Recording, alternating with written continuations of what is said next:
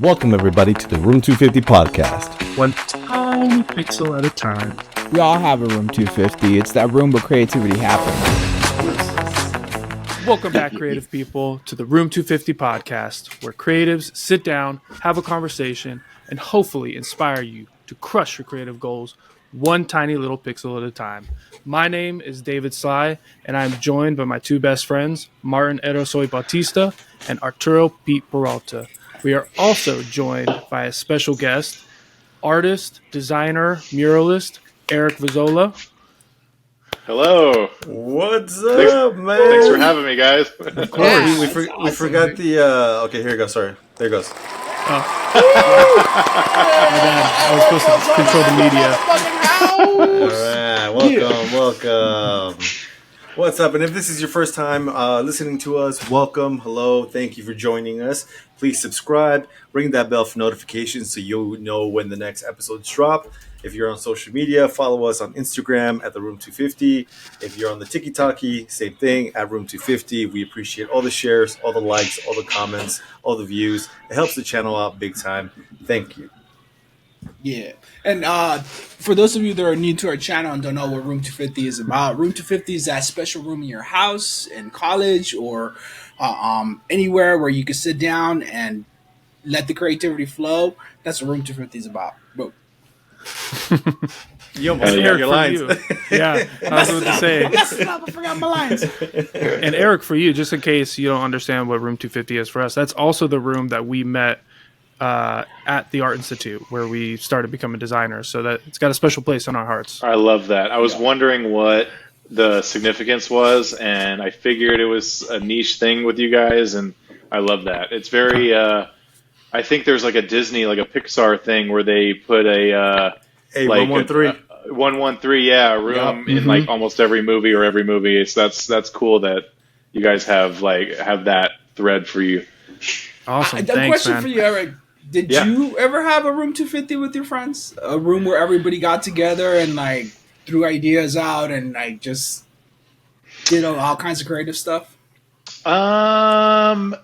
Like as far as school, so I went to UNLV and kind of because I ended up getting accepted in the BFA program there, and we all got our own studios for a year, which was like really, really sick to have your own studio in college.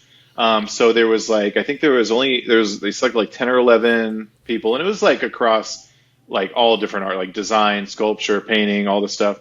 And at UNLV, I was getting a graphic design degree, but I was like painting and everything too. But the studio space was kind of that. Like everyone had their own individual studios, but you would go to like, everybody would be working super late. And then at the end of the day or at the end of the night, like somehow we'd end up in like one studio or another.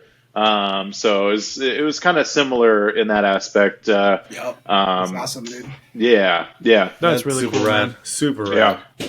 Cool. So before we go more into that, I want to jump into our little beer segment. We always kind of start this off. And I will start off today because this can has been staring at me for like 2 weeks since our last episode. Itchy for that beer, bro. And my wife and my friends who have come over have all commented on it as well. Every time I opened the fridge door, Keanu Reeves was staring at me. Fucking sick, bro. Isn't that cool? Yeah. Man. Bro, your wife is Mexican. That should be a candle. Yeah, right. I know, bro. So here's Waiting the for you to bomb. drink it so she can turn it into a candle. What kind of beer is it? Let me see. So I'm going to spin this around for you guys. This is Tactical Brewing Banana, Peanut Butter, and Strawberry Jelly Sandwich Inspired Sour. Yeah, Oh, it's sour too. It's a sour. Dang. Yeah, interesting. All right, Sly. Peanut butter. All right, Let's Sly. see. Let's see. The name what it is tastes like. Keanu Tumble Reeves. There we go. So There we go. Don't swoosh it. It's not A fucking. little You swish. didn't do it. You didn't do it this I didn't want to do. I did a little bit, but I didn't do it like Martin does. Okay. It's it definitely does kind of taste like a sandwich. It tastes like you're eating a sandwich, but it's not like I'm drinking a sandwich. It's like okay, like I had a bite of a sandwich and then you have like a drink after. Oh yeah, That's the kind of flavor that I'm getting. That's interesting. All right, cool. Would you buy it again? Would you buy it again? I'm going with Yes, I would buy it again. Fremont Seattle Earth. That's the brewer, and it's head full of fresh hops, fresh hop hazy IPA. cool. Ooh. It's a cool pattern.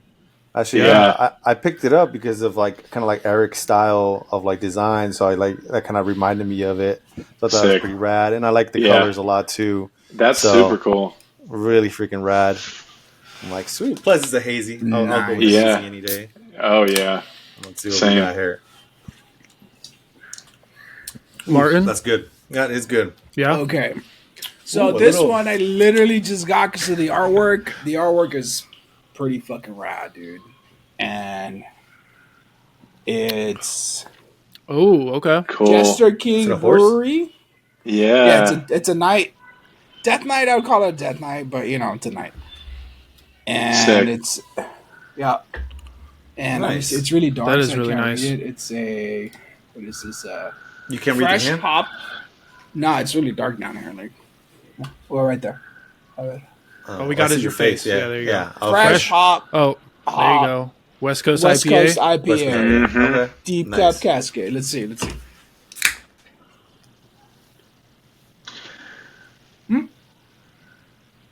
Little I swish. like when it hits you like Very- immediately. That first part, that first taste, you're like, Yeah, yeah, this is good, or Dude, this is that fucking that terrible. hoppiness on it. Ooh, delicious. I love it. I love it. So my turn. Yeah, Eric. So- yeah, Yeah, Yeah, come on. I got two. One of them I already opened, so then I'll open the other one so I can get the pop and everything Oh, and, okay. the taste. But they're both cans that I designed actually, so it's like a little Nice. show and tell. Nice. Okay. So this one's like kind of the more classic one, the Revision Brewing Vegas as fuck. Vegas as fuck, boy. This one, I get so many people just sending me pictures all the time. I did this can like a few years ago, and I thought it was just like a limited release thing. I still get people, like even Pete, I think you said you picked one up Yep. recently, like all the time. I just like love it. And so this one's already open. Yum. It's a yummy hazy. It's like I get why they have it on the shelves because it's like a really like solid hazy. But then this one I did a craft house, a dry heat. Okay. Ooh, okay. This one I think I did a little bit before, maybe a year or so before the Revision Brewing, and this one's also a hazy. But it's funny because I've had these in my fridge forever, just kind of saving them. And so I don't know if they're There we go. if this is kind of musty or what.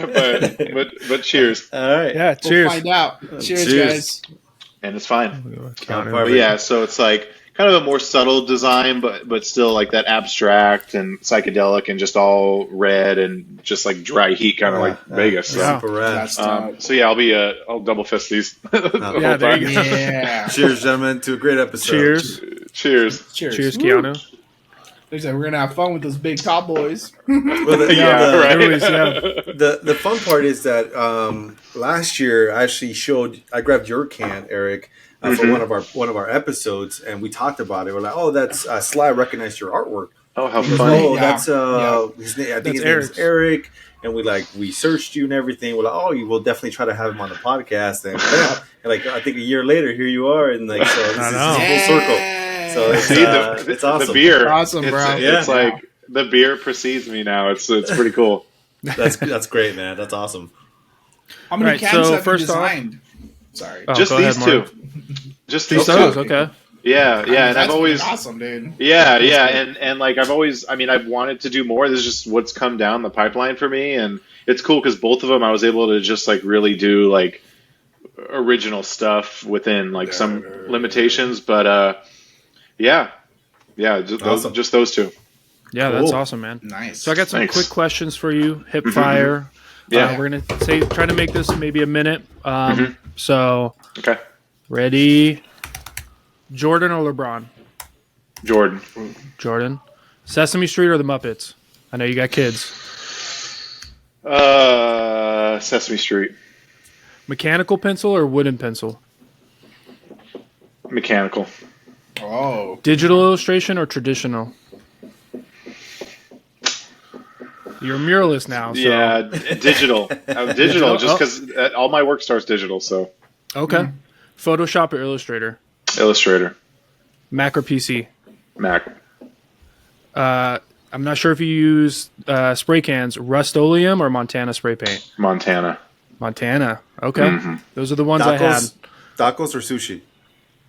Oh, dude. Damn, that always gets them. It's a hard one, dude. Tacos only because it's like a go-to meal in our house. Like it's just awesome. Yeah. Sweet. And that completes the quick fire. That's hard, man. There we go. That's a hard one, yeah. I love that. A little bit. I love that. All right, so I do want to touch on some of the things we already talked about. Martin asked you how many cans you've designed. How did you start the designs for the can? Like, how did they reach out to you for it, or how did you get in contact with them? So both of them, the client reached out to me. The Craft House, the dry heat one, that was the first can that I did, and it was Victoria Hart from Pink Kitty Creative. And hold on, did you guys lose me? Yeah, I think we just lost your. Yeah, okay. There we go. Sorry. No, you're good. Okay. So she reached out back, I think it was maybe 2020 or 2019, possibly. I don't remember. So yeah, she reached out. Craft House is one of her clients, and they wanted something a little more, just like just hire out an illustrator or designer. And so she thought of me, and it was really straightforward process. And then. And she figured, just because my work really relates to Vegas a lot in the desert, she felt I was the guy for the job, and so that one came about through her. And then, so shout out Victoria Hart if you're even listening to this. You might be. And then the revision one, they reached out to me directly, and it was kind of a similar thing. Usually clients reach out just because whether it's Vegas related or not, they either see my work, or if they know that like my work is heavily inspired by Vegas, they'll kind of then that's when they really reach out. So revision is based up in Reno. So I think there was like a Reno as fuck one. And then for the Vegas one, cool. The marketing director reached out, was like, hey, you're the guy, and just do whatever you want, because, Sick. my work is inspired by Vegas. And so I was like, I always try to go down a very like geometric and abstract route. Like I always incorporate realism and kind of the natural like desert elements, but in my head, I'm always like, I love pushing the geometry and abstraction. So like with this one, I was like, I'm just going to go heavily pattern based. And it just reminds me of like the glitz and glamour and neon and the Technicolor vibrancy of Vegas. And so it's kind of like just some standard projects. 9 times out of 10, my jobs are just kind of being reached out to, and I'm super grateful that that's how it goes. And Yeah. Okay. Nice. Yeah, man. Getting reached out to is probably the easiest way, right? Instead of reaching out to somebody else. Yeah. I mean, it's funny because like we all have lulls as artists, designers, whether you're freelance or whatever. And so like whenever I'm in kind of like a slower lull period, I'm like, man, I need to do I need to do some outreach or something? And then like somehow the universe is looking out, or I don't know, but then like some stuff will come through email and pan out, and then it's kind of more laxed again. But I've thought about outreach lately, just because like I'm always thinking of ways to like expand. Like I've got a pretty solid base in Vegas, and a lot of clients are based out of here, and it's always fun doing stuff that's outside of Vegas. I've done a handful of things, and so even if the outreach is like out of town, or even like maybe there's stuff in town that maybe they just don't know who I am, or they'd be a good fit and we don't realize it yet. So it's something that I have plans to do. I just haven't really sat down with it. Okay. But because I'm, like I said, I'm super grateful that a lot of stuff just kind of comes in. Yeah, for sure. Especially as like, independent designer like yourself, or, self-owning, you run your own business. Like it's when you're on the roll, like it feels nice, but networking is always the best too. It's just someone says your name, drops your name, or shows your artwork, and then bam, you have 10 more jobs that jump at you. So definitely, it shouldn't be a full time thing that you network like that. But I mean, your name is big enough that you could meet 5 people, and then those 5 people will probably tell 500 people. So yeah, I never thought about that. That's a good point. So I always encourage that big time. So hopefully anyone that's watching now, hey Eric, hit up Eric. His stuff is amazing. So hopefully we help you out on this part as well. Thank you. Through our social channels. Before we dive a little bit more, I'm gonna hijack this real quick slide. Yeah. Okay. Because I asked this to our last guest. Based purely on your design talent, knowledge, and style, what fictional character would best represent you? Oh man. Based on my design knowledge, skill, talent, and style. Everything about you, if you were to be transformed into a fictional character. Any fictional character. Like for example, me, I'm Vegeta. That's sick. Okay. That's the way I see myself. I am Vegeta Super Saiyan Blue. That's how strong my shit is. Man, I've got a real affinity for Star Wars, so I'm gonna have to say Luke Skywalker. I mean, I feel like I'm always learning. I just love his progression in the movie, and just constantly wanting to learn, but like then still knows that he's got the chops to do what he needs to do, but like approaches everything with like a poise. And all the toy lightsabers in our house are green, so they're all like Luke ones, like awesome. once he built his own. So yeah, I just the first thing that comes to mind is Luke. I just think it's like the way that I approach things. I feel like he's also a very like fundamental, just kind of straight-laced guy, but then has like some like some character behind the scenes, some silliness behind the scenes. And I just feel like I gotta go with Luke. Rad, man. Super cool. It's dope. Super dope. I had that question in my reserve, all right, a little bit my later, bad. but if you had to hijack it, it's okay. But you know what? That's a really great good question. So I'm glad he asked. He hijacked that, and I'm going to now let our previous guest hijack this. Here's his question.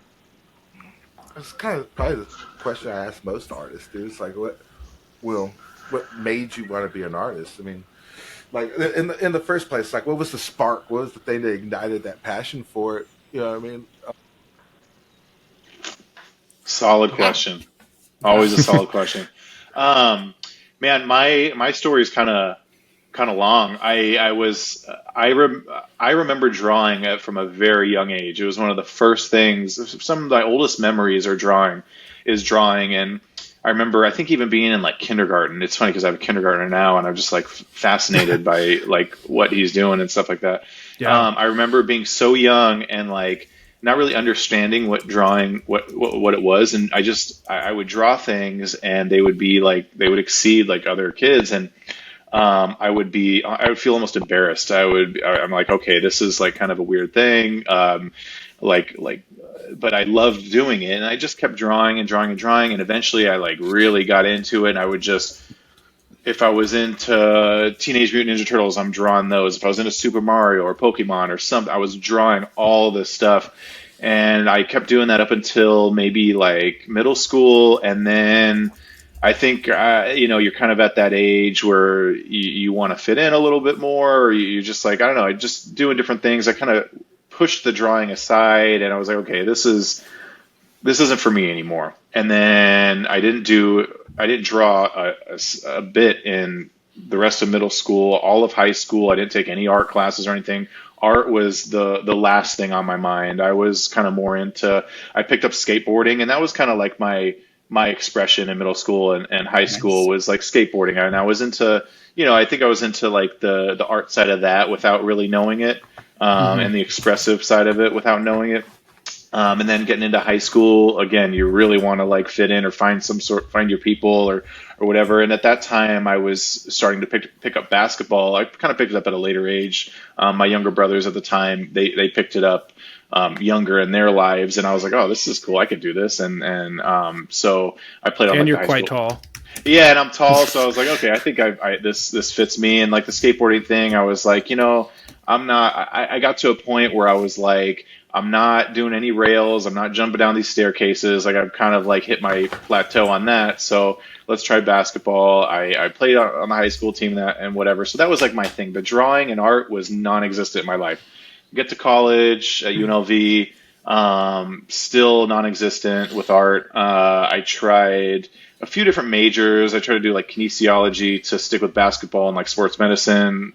That lasted like barely a semester. Then I switched over to business because I thought that might be a very like straightforward way to get a job after college. I joined a fraternity in college, ZBT, and it wasn't Shout out ZBT. It wasn't fratty at all. All these guys were super unique and different, and it was like I wasn't going to join, but then I got convinced to go to an event by a friend that I still have today, and it was the best thing that could have happened because I met my wife at the time now, or my wife now. I met her at the time. We were just acquaintances, but if it wasn't for that, we wouldn't have crossed paths. So a lot of good stuff happened with the fraternity, not just like, oh yeah, frat guys, because like obviously I'm not that type of person. But anyways, so so in college I'm like still figuring stuff out. All I cared about was partying. All I cared about was the fraternity, which was fine. I mean, it's kind of like what was going on in my life, and so. The school was just, the education part just wasn't gripping me. It wasn't fulfilling me. And then some of the folks in Greek life, a couple fraternity brothers, and then some other folks in other parts of Greek life, they were in art. They were graphic design, sculpture, paint. Like there was a handful of them, and one night, and I know we're all, I mean, I don't really talk much about this, but it was one night we all decided to take some shrooms and we're in like a garage. Yeah, we're in a garage and we're all like drawing and stuff, and I'm like drawing, and I must have been going to town on something. And they were like, wow, you can like really draw. And it was like the first time I had done this since like I was younger. And they knew that I was like conflicted with school at the time. They were like, why don't you just like try this? Why don't you go down this route? And I was like, you know what? Yes, I'm going to do this. And so the next semester I enrolled into like an Art 101. And this was maybe my third year into college. I enrolled into Art 101. I did super well. It like ignited that fire back in me. It like brought me back to like my childhood, which is like, what every artist dreams of, is like kind of like having that inner child come out in them. And so I was like, okay, this is it. I'm going to do this. And then since that, and then the last 2 years, I think I took like 5 years to graduate college. The final 2 years, I was like gung ho. I'm like, I'm doing art. I'm going to go down a graphic design route because my parents needed me to get a job after college, and I knew graphic design. I had heard that graphic design was like, okay, it's kind of a surefire thing, and you're still like in the art world. So I was like, okay, I'm going to do graphic design, and then I just like explored it. I took my first painting 101 class, loved it. I fell in love with painting, and I'm like, okay, I want to do painting and design somehow. Like I'm just going to keep building on this, and then, like I said, I started doing really well in it. I was excelling in school. I was like loving school. Finally, I was loving what I was doing. I kind of stopped doing the Greek life stuff, because that kind of like ran its course, and I was fulfilled with that. And now, like I had like this education that I was like super passionate about. And then, you had to apply for this BFA program that I mentioned. It was like a whole like showing your portfolio, and all the teachers judged, and they selected the students, and I got into it. That really was a big stepping stone in my, eventual career, because had I not gotten to the BFA, I really don't know what I would have done. I was really banking on that to like push myself and in the direction that I wanted to go. So, and it worked. That really worked out for me. And so you went all in. You were just like, I went all my in, chips and paid like off. I'm like just so grateful. Like I just like again I mentioned like the universe, like it just like really looked out for me, and I just kept following this like there's like this like inner, it's like cliche, but like an inner voice, or there's something inside of you that was like, you got to do this. So yeah, I've been like rambling. Did I hit the point? Did I hit you hit the point for sure. Did I hit the point? Okay. Okay. That's I my think story. I think the shrooms unlock that creativity in you right there. Yeah, And, and it's just like the people around me, like it was just like everything kind of like a lot of geometrically managed to get all together. Exactly. A lot of dots connected, and things it's funny too, because it's like, had I not done this, this wouldn't have happened. Had I not done that, that wouldn't have happened. And it's like all these decisions, whether they were, just silly at the time, or just being like young or at the time, or just like kind of being just like spontaneous. It all is kind of like, I feel like that's just kind of what life is in general. Like you kind of make these decisions not knowing, and then it ends up being like a really big step in your life. For sure. No, for sure. I feel like you strayed from the path you were supposed to be on. I think you were meant to be an artist, and thank you. You said that like you were really good at from a young age, and it sounds like you were probably a natural. Like you just knew how to draw, and you were so good at it. And you strayed from your path, and you see how when we stray from our paths, like we're not happy. You weren't happy, right? You were trying to fulfill yourself, and you were trying to like find happiness in all these other areas, and then finally, shrooms. Shrooms. That's gonna be the sticking point. Shrooms were like, yeah, your path is over here, bro. Right there. I mean, on that piece of paper. That's what they do, and I never thought about that. Yeah. I never thought about that. Like, you're right. Maybe that probably was my path the whole time. I mean, I remember also being young. My parents put me in like an outside art class. It wasn't school or anything like that, and I really excelled in that. And it was like so funny, because I can remember to this day showing up to this art class, and all these like old artist hippies like just like sipping coffee, and it was like so like, now that I think back on it, it was so like stereotypical and everything, and that was just like another little stepping stone of like, you're right. Like maybe, or obviously, I guess it was what I was supposed to do. Yeah. I mean, it's like, I'm not going to stop doing it now. For sure. Yeah. So it's awesome, dude. Yeah, no, that's my story. Fun. It sounds like you're having fun and you love what you do, and it shows in your work. Like thank you. I think I've mentioned, I don't really know you. I know you were part of AIJ, and I'm sure we'll get to that sorry side. Yeah. But I think you went in when I went in when you were going out, so I never got to meet you. But like I tell people all the time, like, oh yeah, Eric Vozzola, he did the artwork down in is it in Charleston, right? Right there. I'm like, that's Eric Vozzola. Yeah, the underpass. Know him, but I know him. Yeah. So that's dope, dude. That's freaking like awesome. Thank you, man. Yeah, I'm like super grateful that this is like my path, because I don't know where I would be. I guess if I hadn't found art again, I don't know what I'd be doing. I'd be just business, Yeah, something miserable. Something miserable. Yeah. Something miserable. Like, you're paying the bills, but it's like, I'm dying inside. Like, good with numbers, maybe accounting. I don't know. Numbers. Yeah. Numbers. I love numbers. Yeah, but I want to touch on the we've touched on the shrooms a lot, but I've heard, and the trope is always people take it to really expand their mind and really figure out what they wanted to do, and maybe you weren't expecting that, but that's basically what happened to you. You expanded your mind, you kind of looked within, and you could say it's the shrooms, or you could say it was something that was deep inside of you. Either way, you ended up turning out the way you are now, and like it was the path that you needed to be on.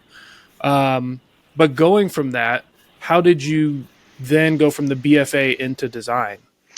So when I graduated from the BFA, when I finally graduated from UNLV, I didn't know what I was going to do. I was like, okay, I'm graduating, now what? And so I think I just started, I put together some resume and some like, I don't even think it was like a solid portfolio, or I don't even think I had a real understanding of like the type of portfolio a real like design career type position was looking for. So I just put together whatever. And I started kind of shopping it around, just looking for an internship. I think I don't even remember where I shopped it around, but the place that I ended up working for was downtown. Remember the Emergency Arts building on Fremont? So it was That's old, yeah. super Emergency old. Arts. Like it's on the corner of what is that? Like It's right across from El Cortez. I'm not sure what the streets are, but not third. It's like fifth or something or sixth. Anyways, so the old Emergency Arts building. Now it's like I think restaurants or something. Yeah, some burger joint. So before then, it was filled with like different art studios and like all different types of stuff. But there was a small boutique agency in there called Carvello Creative. Shout out Tim Carvello. He really like helped me. It was his firm, and he did super cool work and just like design work, just a design agency, just local clients and some out of state clients. But I was like, man, I really want to get into this place. So I picked up a card, sent him my resume. He was like, hey, we're trying to hire an intern. I was like, oh, this is perfect. So then I interviewed. I got hired as an intern. And that was like my first thing out of college. And I ended up doing, so it was like an unpaid internship, I believe. I think it was unpaid. It probably was. I have a question. Yeah. How do you feel about that unpaid internship? Yeah, let him finish the story, and then we circle back to that one, man. Come on. I mean, I'll touch on it. Dude? I just feel like if someone's working, like you got to pay them for their time at least. I get like, I mean, even if it's just like an internship, and even if they're still in school, like teach people like what a salary is, or what like just how to make money for what you're doing, not just like the career, but like you're doing the career because you want to like make money. You need to like survive, raise a family, do whatever. And so I don't know. I think unpaid internships are kind of bullshit, but it's like there's just so many things that are just so like stuck in the way that they are that it's like, I don't know. Yeah. Some people will go, oh no. Yeah, I agree with you on that one. I used to be in the mentality of like, you got to pay your dues kind of thing. Everyone goes through it. But I want to say in the last 5 years, 10 years, or 7 years, my mindset has changed on that because everyone deserves, to be paid for what they work on, especially going to college. Some kids are scraping by. I know I was scraping by. Like I was rubbing fucking pennies together to try to get there. I remember going to the gas station and being like, "Can I get $2 on pump 12, please?" Just to get to my You're so embarrassed. Just to get to my internship, that wasn't paying me jack shit. It wasn't paying me anything. So to even just get minimum wage and okay, I'm earning something. I'm earning a living with what I really want to do with my life. Yes, an internship should definitely be paid. 100%. Yeah, and it's like, and definitely paying your dues too. I mean, even if it's just something like simple, like even if it's like minimum wage, like you said, or something. But anyway, so I did the internship, and it was supposed to be a 3-month internship, and I ended up like doing really well at the job, and I was like, I didn't know how to use InDesign. I learned InDesign there. Like I think I kind of knew Photoshop because I just knew I just knew the Adobe suite from classes in college, and I really fell in love with Illustrator. So that was kind of the only program I was really comfortable with. And I just was like, I'm just going to wing this on this job. I mean, it's an internship. That's what I'm here for. That's what it's for. Right. Yeah. So I ended up working as an intern for about a month. And then I think I did like a super solid design on a couple things, and the owner was like, okay, I need to hire this guy. And so I remember him taking me out to lunch. He was like, hey, I want to offer you a salary. I need you full time. Oh, wow. It was like a really cool moment. It was like, he was like, hey, basically like, I need you. I need you to stay here. I don't want you to like take this internship and apply to like, I probably could have applied to a casino or something at the time. Right. But no, that was my first thing out of college, and it was like, it really worked out too, because it was like this small agency. There's only like 2 or 3 designers and then the owner, and it was cool because I would like, I was so close with like his process of how he did things, of like file organization, talking to clients, like all the business stuff and admin stuff that you don't really like get exposure to in like design school. You're like, you're learning the typical stuff, like how to graphic design and, like how to do this and point and click. And so I got exposed to some things that I I didn't prepare for, but it really helped me even to this day with my business now. Like, I think I still use the same file organization system that he does, or that he did, and just like being able to speak to clients, because then from that gig, I moved on to like a in-house casino graphic design position, and then I could speak to like the president of the company and all these like high titles and just feel comfortable talking to them. So it was really cool to land that internship and then that job out of college, and that lasted like a couple years. Plus, being in that emergency arts building at the time was really fulfilling for me because I was surrounded by art.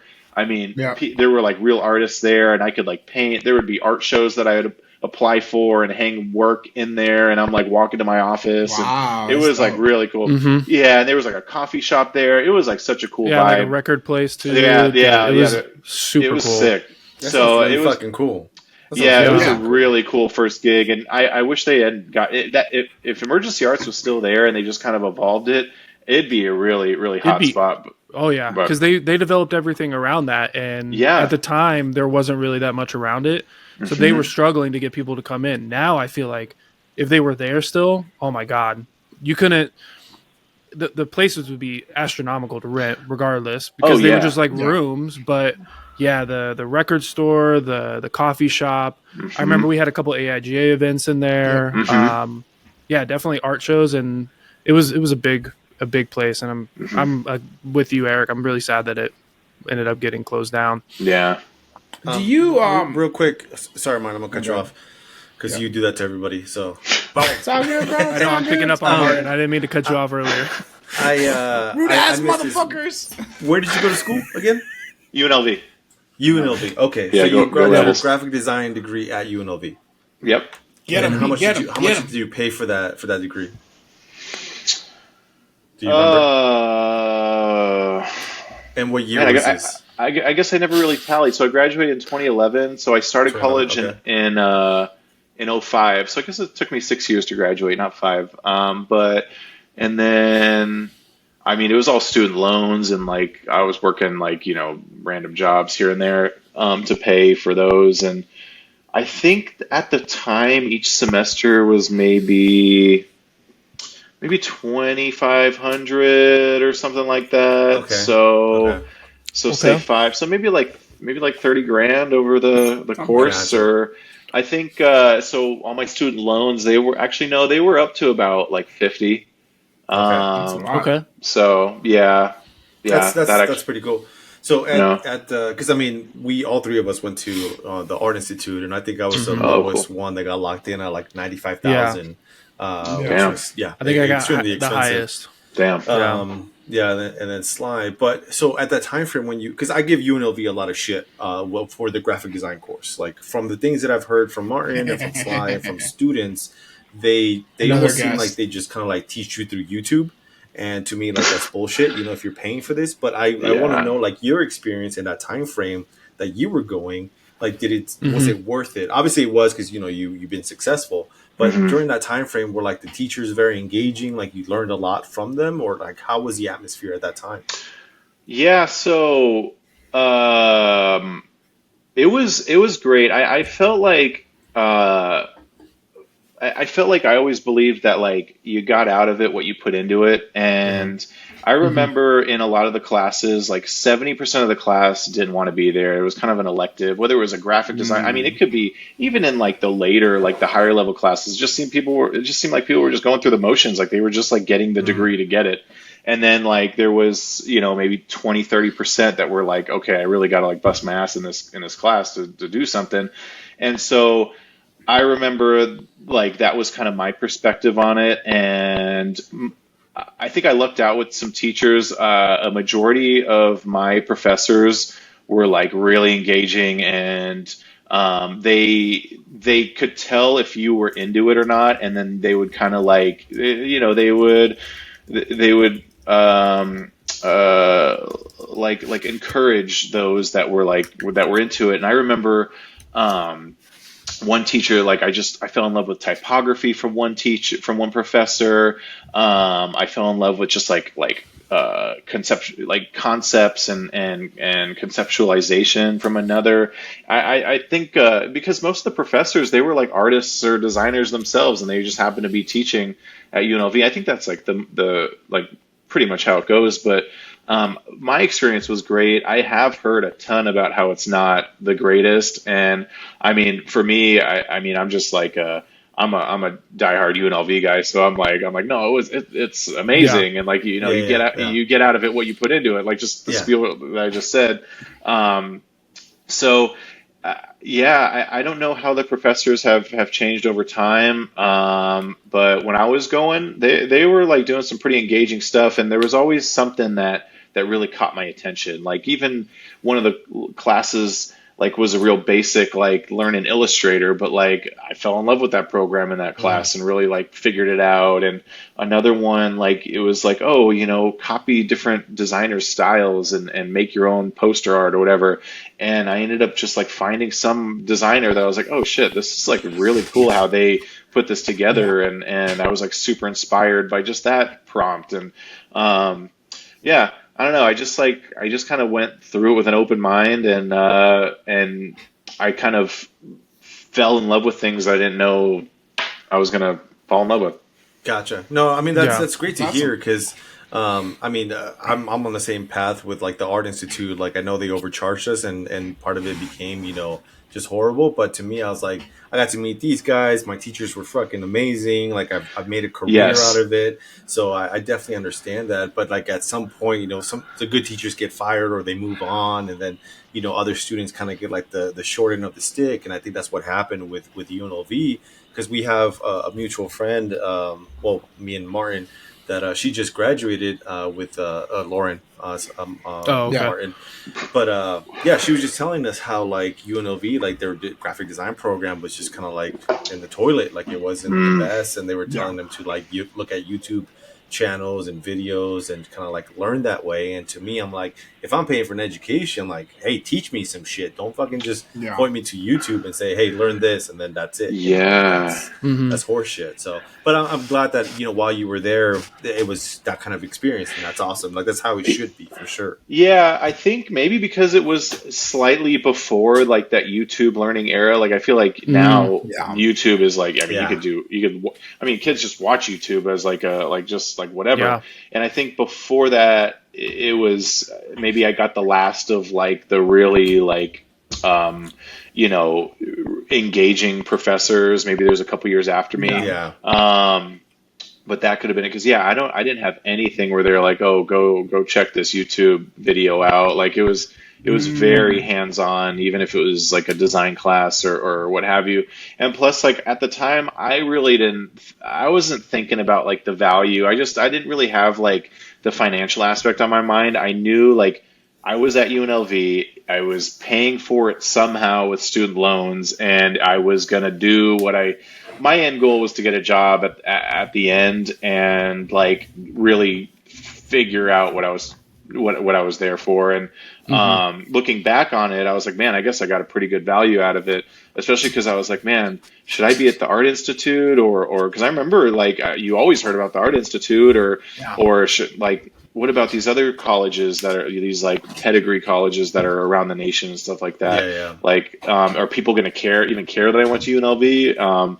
And then it kind of ended up just being like, for me, my whole perspective that I talked about. But yeah, it's the YouTube thing, man. I could totally see how easy it is to just throw that on. Nowadays. You bring up a good point. Yeah, that definitely was during that time frame of like as YouTube was starting to like really, really launch and tutorials and that shift. So I didn't even think about that whatsoever. That's interesting. I mean, we would have probably gone to school if you would have gone to the Art Institute. We probably would have gone to school together because that's around the same time frame that we graduated. So that's kind of crazy. Yeah, that's crazy. I love it.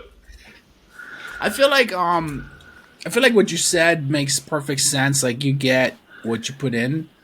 But college shouldn't be that way. Like, you as an individual should be that way, and everybody should be that way. But we all know that across industries, there's always going to be different levels of people. People that are a little lost, people that don't know what path to take. And that's what college is for.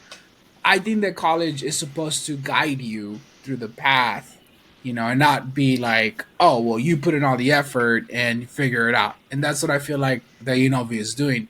Here's the work. Figure out how to do it.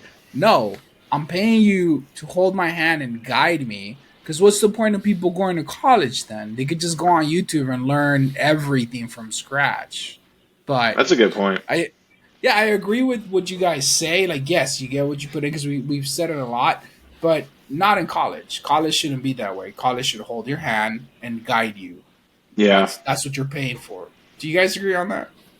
Yeah. You're like, because you're an adult. You're an adult. And like you start I was making, about to say I'm like 50-50 with it. Yeah, big boy decisions. Like yes and no, yes and no. Because like you are paying for it, but like Eric is saying, like for me, I can relate to that because in the beginning, you know, in high school, I didn't put anything into high school, and I wasn't getting anything out of it, even though I was like mandated to go to it, right? And then art school, it switched because obviously it was something that I really wanted to do, but I was putting more into it and I was getting more out of it. And they were, you know, like you say, Martin, guiding me a little bit. But if I was putting nothing into it, then even if they guided me through it, I wasn't going to get anything out of it.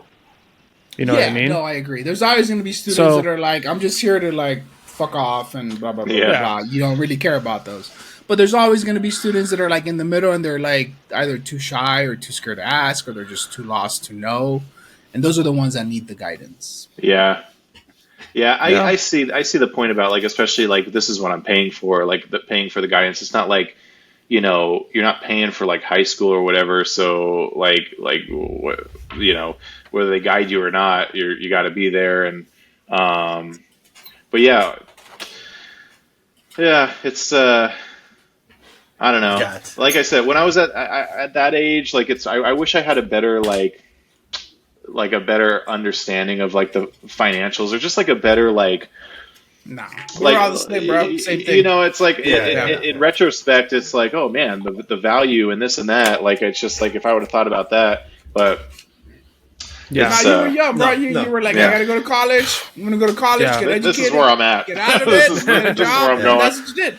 Yeah. I mean, I was in the army and I got out and I was like, I don't know what to do with my life, you know. And I saw a commercial for art school that was actually a different school than the Art Institute. But I typed into the web browser the Art Institute and that came up and I filled out the application. And the next day I went down there because they called me.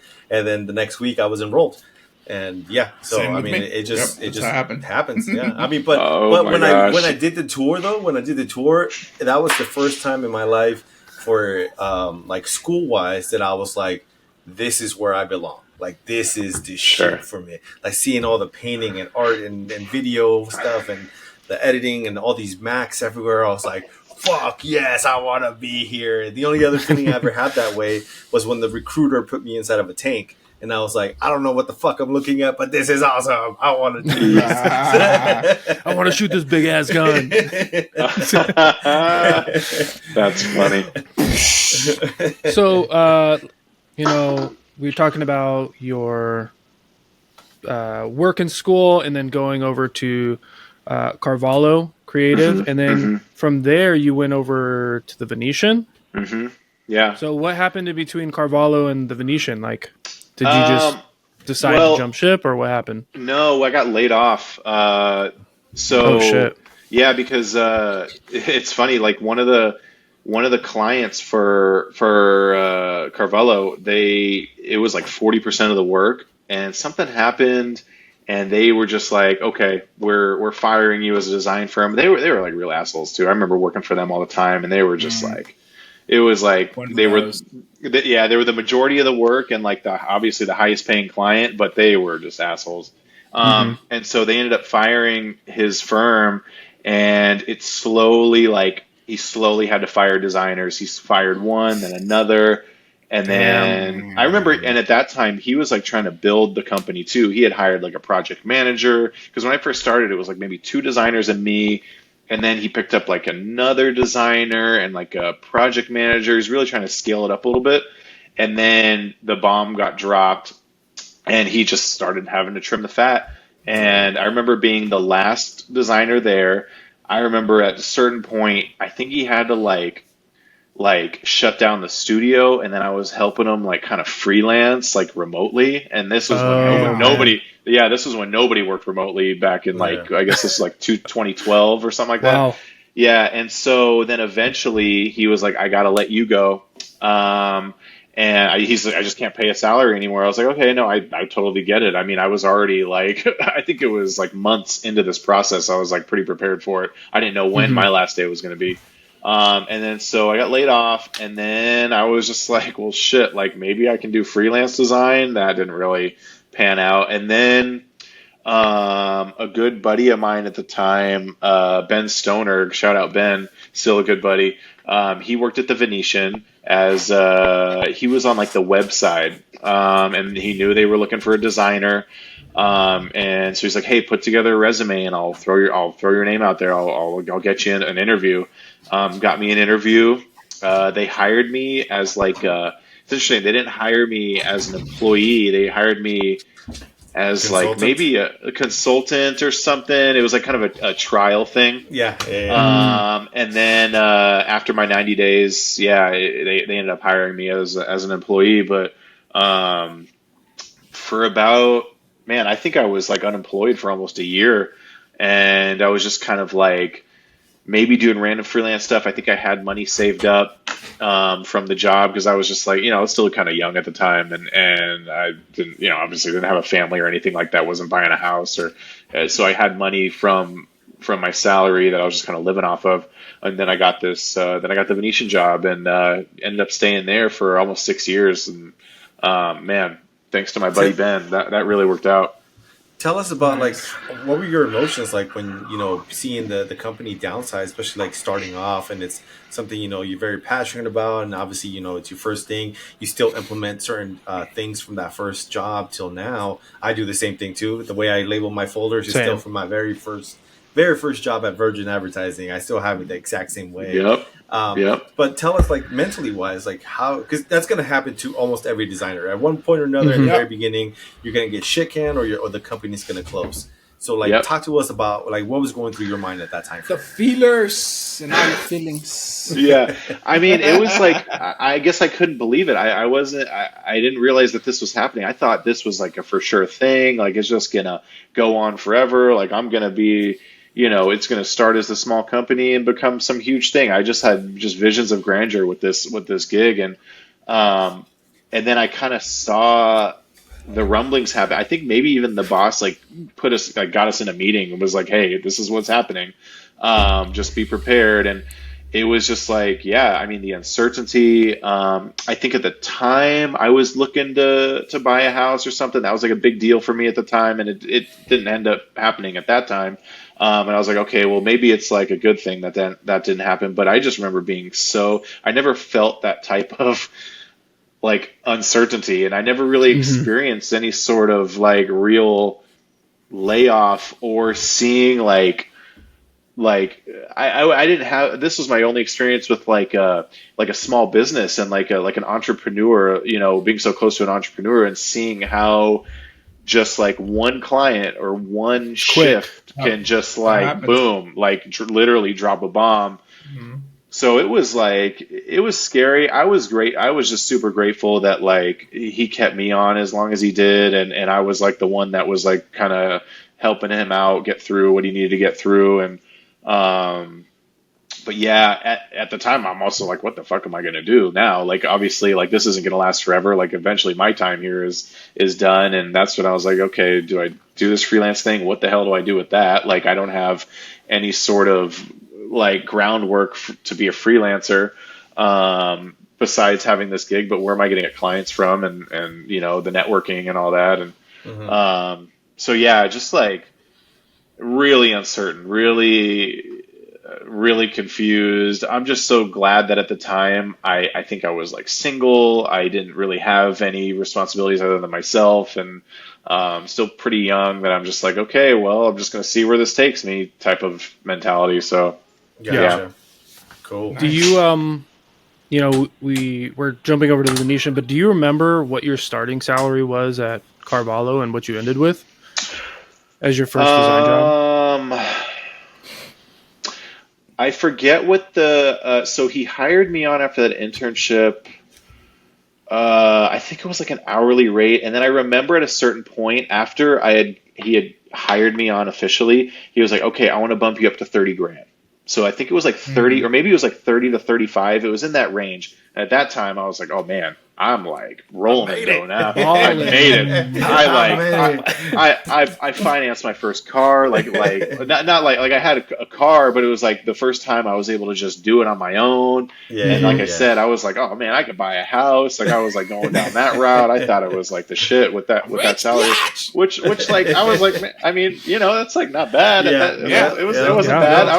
I was like doing whatever I wanted to do. I was going to music festivals. I was like, I was living comfortable. I was saving money. So it was like, I was like, cool, this is perfect. So yeah, I think it was like 30 to 35. And then when I got hired on at the Venetian, I think it jumped up to like 47 or something like that. Nice. That's a good jump. Yeah. And then I ended there at like 55. Nice. Okay. So yeah. Okay. Yeah. Big jumps. Yeah. Do you need to grab the door? No, I think it's just we could pause. I think we can pause if you want. No, I think it's one of my kids just messing around. It's all good. My Hero, it happens to us all the time. my wife, she bro. wouldn't be. She's not going to be doing that. It's one of the kids. Like, Honey, do you need anything? Hey, I'm the battery bitch for my kids. Like anytime any toy dies, they knock on my door. They're like, "Dad, batteries." I'm like, okay, here we go. Yeah. That's funny. Okay, so we went over to the Venetian.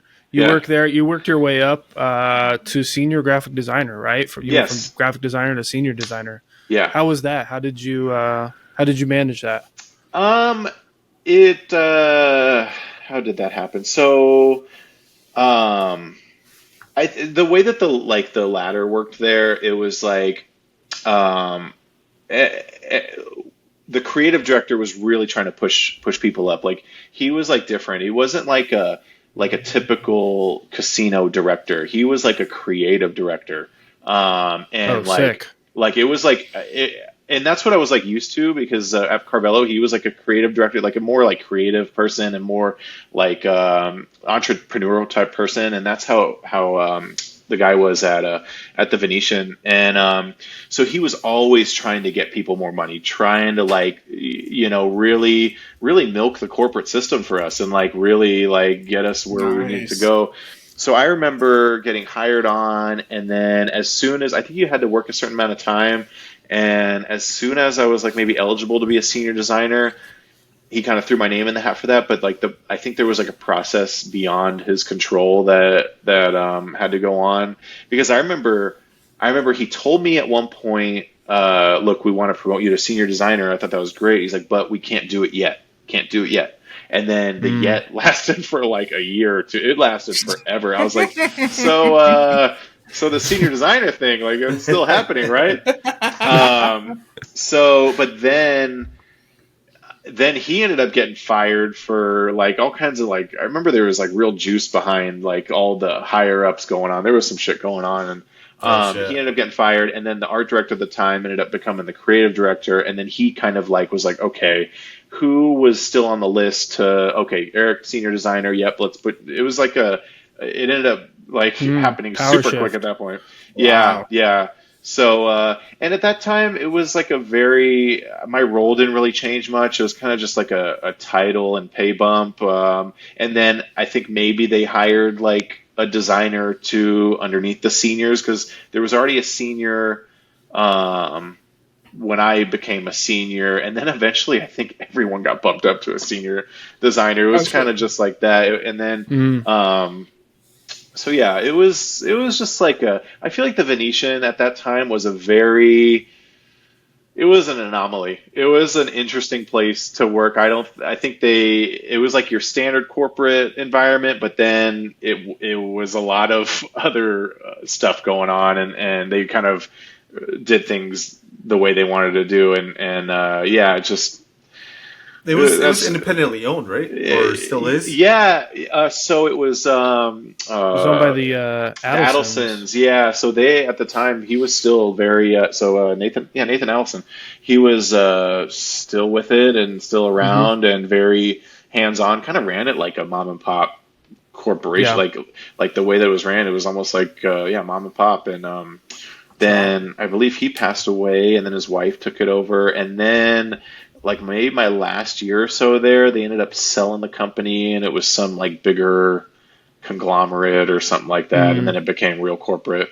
But for a while, it was like felt like the Wild West. It's just like, yeah, they did whatever What in a good way. in a good Right? way. I'm Yeah, sorry.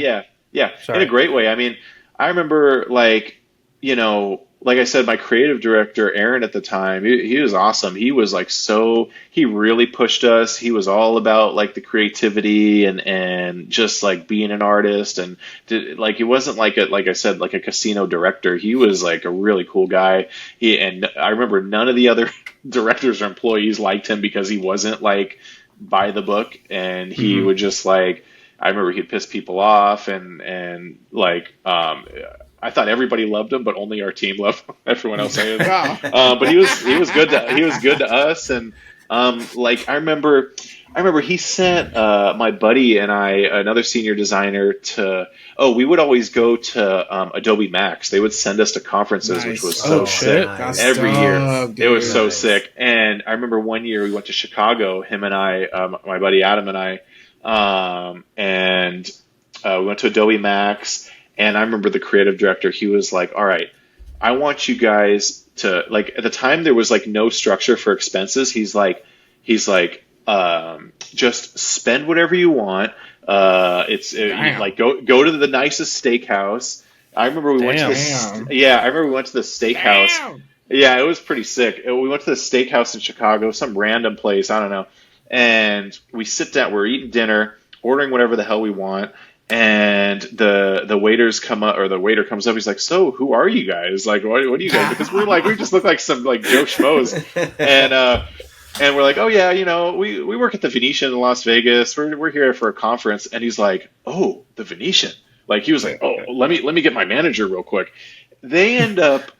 Like the manager comes over, he's like, "Oh well, hello, gentlemen. Like, can I give you a tour of the facility and show you our dry aged steak room that's patented and this and that?" And my buddy and I look at each other. We're like, we're just some fucking graphic designers. Like, sure. Like they think Totally. because we're like at this steakhouse, this expensive steakhouse. We're from Las Vegas, from the Venetian. They must have thought we were some real important people.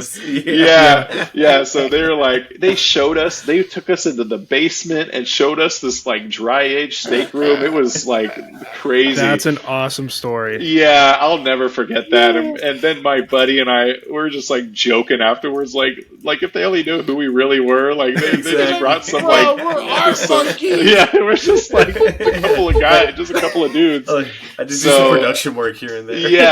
Yeah. So, like I said, while my director Aaron was there, that sounds like a lot of fun, man. Yeah, it was so fun. Because we got the work done, but then we could do whatever else we wanted. He just ran the show like it was his own show, and it was really cool at that time. It ended up getting a little more straight laced, and we still go to the conferences, but we had to put in the expenses. It was a whole thing. I mean, it was whatever. But during those times, it was fun.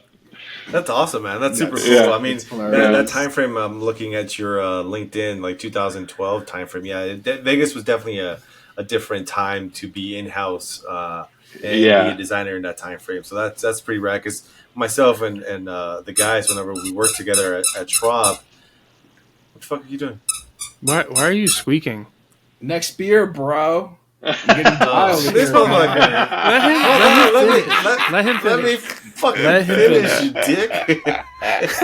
Jesus. Talk about interrupting. Hey, are you drunk? Are you already drunk? A little squeaky, bro. Okay, but let me finish. Shit. He's asking a question, mid-question. Go. Finish up. Now I fucking lost my train of thought. Never mind. Fuck it. I Let's think go. I know Let's what you were move on. talking about, Pete. Before we pause, I just want to say what you're describing sounds a lot like what we had at the Tropicana when we were working at the Tropicana. Because I'm not sure if we said this, but me, Pete, and Martin also worked at the Tropicana. Pete had got hired there, and then he hired me and Martin. Then we didn't have any crazy steakhouses, but Yeah. we didn't have that kind of. We didn't have Venetian environment. money. We had Tropicana. Yeah, Fair enough. yeah. Tropicana, bro. But Fair enough. the But we had a lot of environment fun. was so unique, and what you're Yeah. saying is like Yeah. I had never had that before, and I still haven't. I don't have it. Like I try to replicate it, but it was just that one moment that just everything was. I like to say the golden era of when we were all designing together, right? It Like, was free a for lot all. of fun. Yeah, Mhm. like our studio, we had the painters come in and just paint it completely white because they had like this ugly wallpaper, and then we were able to spray paint a bunch of graffiti and just that's mural sick. stuff in there. Yeah. Which was literally you came into our office and it was a creative office. It wasn't like any corporate or anything like that. The layout Yeah. was different. The graffiti was there. Like we come in on a Saturday and just spray paint. It just, it That's was cool. fun. Like we had a big ass drumstick on one side with like a smiley face. Yeah. we were gonna graffiti like chicken nachos on the top, and just we had a bunch of just fun shit. So when it Like comes on the to, wall that kinda- behind us, it was like stuff that just represented us. Like we all chose a bunch of stuff and then like laid it out and then painted it on the wall. I to love just that. represent us, the team. Yeah. So I love cool. that. I love that you got. guys. Go ahead. Oh, I was just saying, I love that you guys all work together too, because I know how that camaraderie is. Because at the Venetian, we were all homies. We were all so close. Yeah. Like I said, my buddy Ben hired me on, and then we all became super close friends. We still talk to this day, still hang out to this day, and just like at the time, just like fucking off and just doing whatever. I can really relate to you guys in that aspect. Yeah. And No, it and the helps drop to get time, the dude. day going too, like because Yeah. you're everyone's creative, everyone's pushing each other, but in a very fun way, not in a competitive way. I was brewing coffee every day. I was on top of coffee duty. Yeah. And then I couldn't start my day unless I had coffee. I was like an asshole in the morning. And Yeah, too, he like was. one thing about like working together, we had like the wall of shame. So anytime any of us like made a concept that just sucked, like it looked great, and then it just executed on there. horribly, we're like shame on the wall of shame. So that was also fun. It just helps, being in that kind of environment. You get more creative. You just is that you? Yeah. Yeah, it's just something silly. You sure? Okay. Let's No, it's get just Pokemon stuff. Oh, okay. Yeah, Classic. yeah, Sweet. Right, I Daddy, think what that's Pokemon? pretty much. I think that's a good point where we can pause for a second and grab our Okay. second beer. Sound good? Yeah. I'm gonna hit. And We're back. Let's We're go. back. Fucking. All right. So for my second beer, obviously shout out here to Eric because we have the Vegas as fuck. Vegas as fuck. Yes. Fuck, boy. I love it. So, cheers. Thank you. Cheers. Cheers. I am going with the Zombie Mulligan from Beer Zombies. So this one's got this cool kind of zombie guy. Nice. I like all their stuff, man. Like all their artwork. Whoever's doing their artwork, Yeah. Beer always zombie. consistent with Got the some zombies. good stuff, yeah. No matter what kind of zombie he's doing, they always do awesome artwork for sure. West Coast Pilsner, very strong smell. Good. Nice. Good. Love it. All right, I got mine from Drecker Brewing Company. Blackberry, cherry, plum, brains. Bro, I got all cover your these face. for the Come on. artwork. How many times have we Yeah, done this? right there. There we go. Right Thank there. you. I'm covering my face right there. You know what? That's pretty quick Brains. something you would draw. I love that. Yeah, that's dope. Brains. I don't know what it's gonna taste like. Let's see. Does it taste like brains? What would brains? Very I guess fruity. cabeza. Cabeza would be brains. Yeah, this is right? this is really good. It's very fruity, very sweet, not too sweet. not super sour, dude. It's slightly sour. I like this. I'll definitely buy this again. Like, how many of those could you pound? 3. Like for me with sours, I can only do like 1. If I'm stoned, I can do 2, no problem. I can't do sours, bro. I can't do sours. This one's like this one's like light, very lightly sour, like just a hint of sourness. It's not like. Eric, how's your dry heat? Is that you're going over that great. one now? It's good. Yeah, it's funny because I've had these in the fridge, just holding on to them, just mostly for the cans, but I haven't really opened. I've got a 4-pack that I haven't opened in, oh my God, probably like 5-6 years. And really? Yeah. Oh yeah. And I asked my wife, I was like, does beer go bad? And she's like, yeah, it does. And so she was like, yeah. And so I was like, what the hell? I'm going to crack it open. And it tastes fine. So, hey, this beer doesn't go bad. Just a little bit diarrhea. You'll be all right. Yeah, I mean, maybe tomorrow. Yeah, we'll see how it treats me tomorrow. Cool. So, I mean, jumping back into the Venetian here, as we finish this part of your journey, what were some of like top 2 campaigns or artworks that you worked on, created that you were the most proud of, or like the most fun or most engagement, like that you could cover? So there's actually there are like 2 I can definitely pinpoint. One of them, they're opening this new like lounge bar there called Electra. Had like a pretty cool vibe, and they wanted it to be like, it was the first time where they wanted it to have like more of like an artsy feel. And so in casinos they do like the typical like invite, like really high end invite they send to all the high rollers and all the upper folks. And they did like a whole merch package around it. And so every time the designers, every time we got like a job, like a new campaign like this, it was always kind of like a little contest, like who could, everybody designs something, and then wherever gets picked, that's where it goes. And so, I just like leaned into like my artwork at the time, because I was always painting and still doing the mural stuff all along this whole design career. And so I like really made a super like artsy, almost like painterly brand concept, and it ended up getting picked. It was like super vibrant. It was like pinks and teals, and it was right up my like kind of style. The invite ended up being super cool. So what they wanted to do was I guess they went to, I don't know where they sourced all these, but they sourced a ton of records, like like a bunch of records. Wow. And they basically redid the record art to be the invite. So my artwork lent really well to that, because it felt like very like music kind of gig poster type feel. And, it was like a blend of like this painterly approach with the vibrant colors, and then like gold foil and UV and all these like cool print techniques on the invite. So just the whole package was like really neat. And then they did like t-shirts and kind of, cooler merch for like a casino. And so it was like the coolest project I had worked on by far. It was so that like sounds up like my, a lot of fun. yeah, it was like for a casino project, it was right up my alley with all the artsiness and painterly approach and just the different like the portfolio of items that were in it. So that was a really cool one, because it was like speaking my language. And then the other one was like a super corporate project, but it was they were rebranding one of the pools. And I've always had a fondness for like very corporate design work, like very clean, minimal, cool use of patterns and geometry, but like real corporate stuff, because I feel like that stuff is real beautiful when it's got all the white space and the simplicity.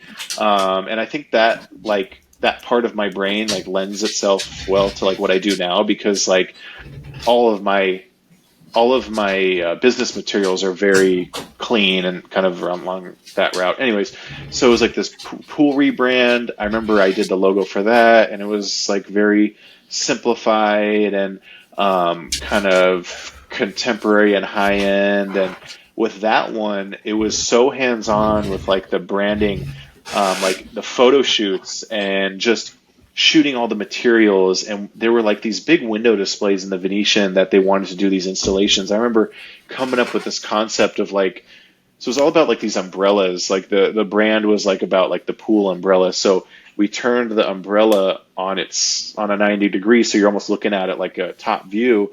And we somehow figured out motors that would like spin these umbrellas. So it was a big ass window filled with different size umbrellas turning at different speeds. And it was like really, really sick. So I like was able to beat. Wait a minute, I think I remember that. Okay. At the Venetian, yeah. It was. I forget what it was called. It was. Sorry, my wife's getting the baby.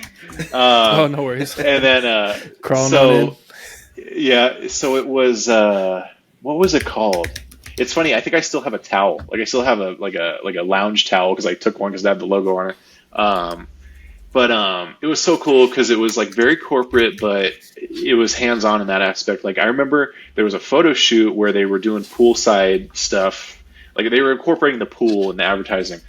They needed hand models and stuff because I remember they made like tennis wristband, like tennis like sweatbands. You know, like how like NBA players used to wear like kind of the sweatbands and stuff like that. It was kind of tennis influence. That's what it was too. So I remember getting in the pool, sticking my arm, my hand out of the pool, and they just shot like my arm, and it was like a very quirky thing.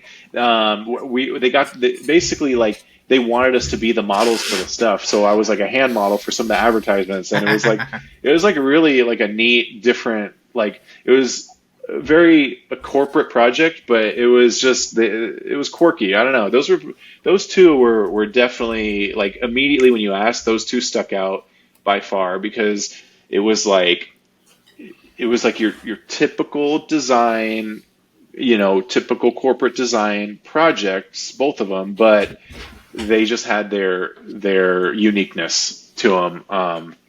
And as far as like a portfolio goes, like to be able to do an installation and these like really like fun high end merch packages, like it was, those were cool. Plus, you got to add hand model to your resume. Model, yeah. That's always a plus on that. I gotta dig up those photos because those advertisements, those photos, like it was every time I looked at them, I like snickered because I was like, "Yep, there's my hand." That's funny. Yeah. When I worked at IGT, they used me as a model for one of the 3D games because the original concept, the guy had like tattoos on his hand, and I was the only designer with tattoos. So they used me, but we didn't put the brochure together. The other studio did, and then I saw myself like playing a 3D game on the front of the pamphlet, and I just started laughing. I was like, "What the fuck? Like I don't remember this." That's funny. I didn't sign a release form. I know, right? Oh shit! It's funny. They really will do anything to like save a buck, like because normally you'd maybe outsource it to like some agency that's going to do some super expensive photo shoot. Meanwhile, hey designer, let's just use your arm. Let's just get a test shot, yeah, and then use it. We got a hand right here. No, we don't need to spend $100,000 on a photo shoot. We're good. So, I was just about to say it. My bad, my bad. So I want to pivot into your mural work. So obviously you did a lot of work at the Venetian, and from your resume, which I pulled from LinkedIn, it says Venetian and then freelance artist. So what was that jump like? Did you go straight into murals, or had you already been doing it? So, side note, it's like funny that you guys pulled up my LinkedIn because I've been meaning to update that because like talking about outreach, like I was like, oh, maybe I should update my LinkedIn because like, there's people, maybe potential clients on LinkedIn, and it's like got all this old information, and who knows, just a quick update would probably maybe help me out. So it's funny you like went on there because I have like, I don't even know what my login is anymore. Like, but I guess the last time I updated it, it's pretty current. I mean, anyways, it says that you're still present at the Venetian. Yeah. Oh boy. Are you freelancing? So that's how old it is. Just like I guess you could say I'm freelancing.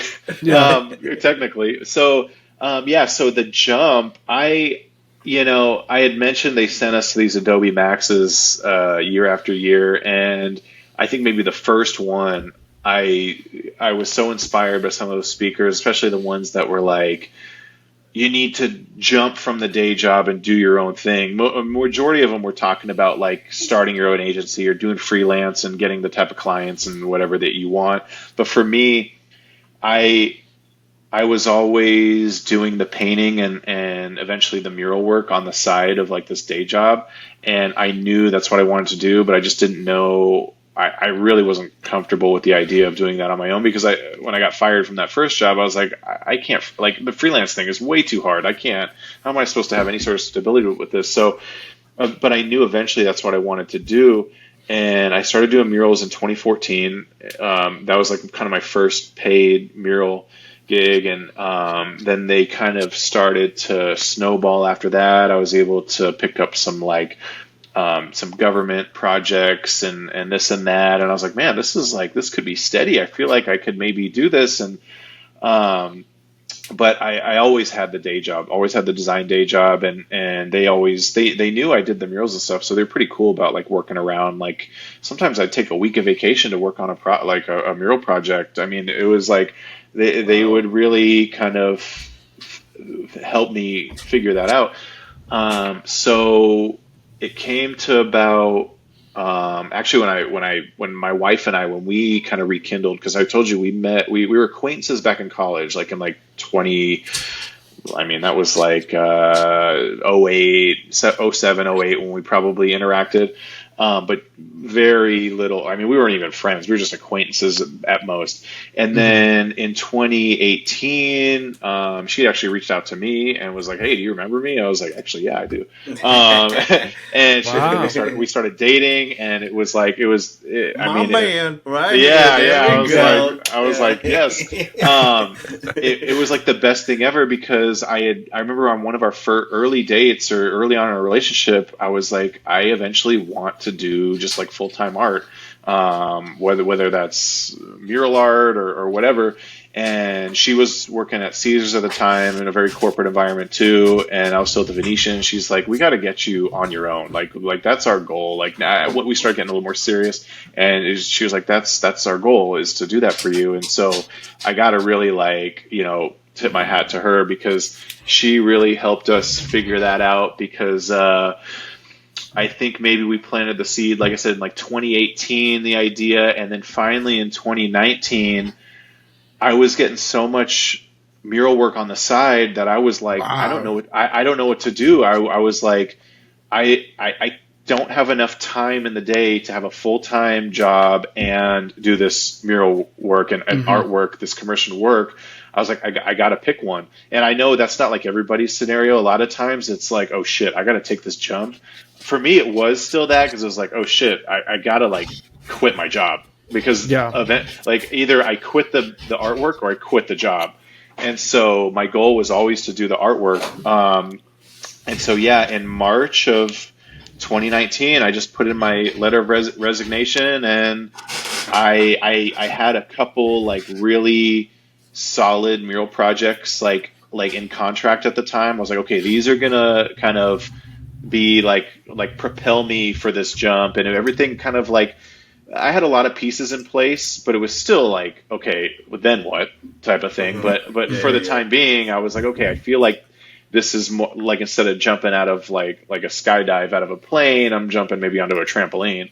But it's still like a jump. And so that's when it was March of 2019. And then I've been a full-time muralist and artist and designer since, so going on 6, it'll be so 7 years. Design work. Yeah. From time to time. I mean, it's funny. My old boss, Tim Carvello, who had Carvello Creative, like there was one time within, I think the last year, like he lives in like Savannah, Georgia or something now. And he had a client out here, a casino client. He's like, hey, are you taking design work? I was like, I mean, whatever. Like if I have the time, I mean, it's like, for now it's like easy money because it's just sitting behind the computer.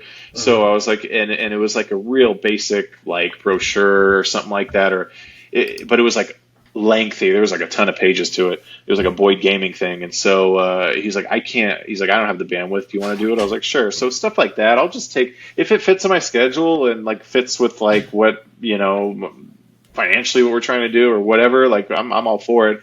And like, I love a good like poster job. I love like, I did some illustration work for American Express for F1 last year. That was like a really cool gig. Sick. Do you have that like handy? Yeah, I don't know. It's all good. Maybe I can send it to you guys after. I don't know if that would help. We'd always edit this in afterwards, so no worries. Okay, yeah. So I did some like digital work. Just go like this while you talk about it, and no, I'm just kidding. Yeah, and I'll impose it. I could just like talk it up, but no. I still take some cool design illustration projects because my work, like all the mural and art work that I do, it's all design based. Everything starts in Illustrator. That's where I sketch. That's where I ideate. That's where I figure out color palettes and everything. It's just like Illustrator is my jam. And I'll mess around with Photoshop for any sort of like realism or whatever. Like I feel like I'm strong and I feel like I'm super strong in Illustrator, Photoshop, and InDesign now. So I can really manipulate those tools to do what I need them to do.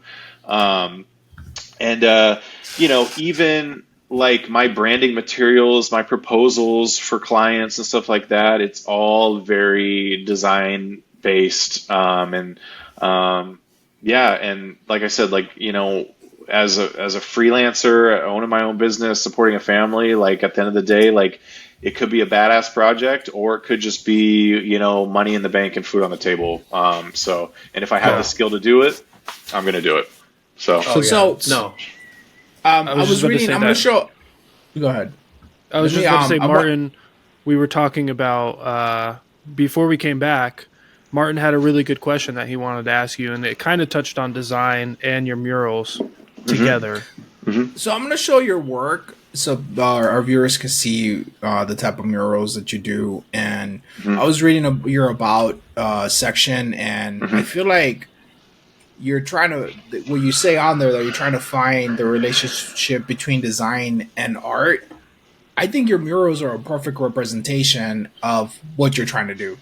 And how did you find your art style? Because it's really hard as an artist, because I mean, we're all designers, but we're all kind of artists. But I feel like sometimes we're like, well, I'm a designer first, an artist later. But you're a straight up artist first, right? Or which one are you? Are you an artist first and then designer? What do you guess, say? yeah. For me, it's like I guess maybe just I don't know, because like I feel like I'm just an artist, but then like all of my cues and all of my fundamentals and everything, it's all design based. So it's like ARTSIGNER. Yeah, I'm a desartist. Desartist. There you go. Desartist.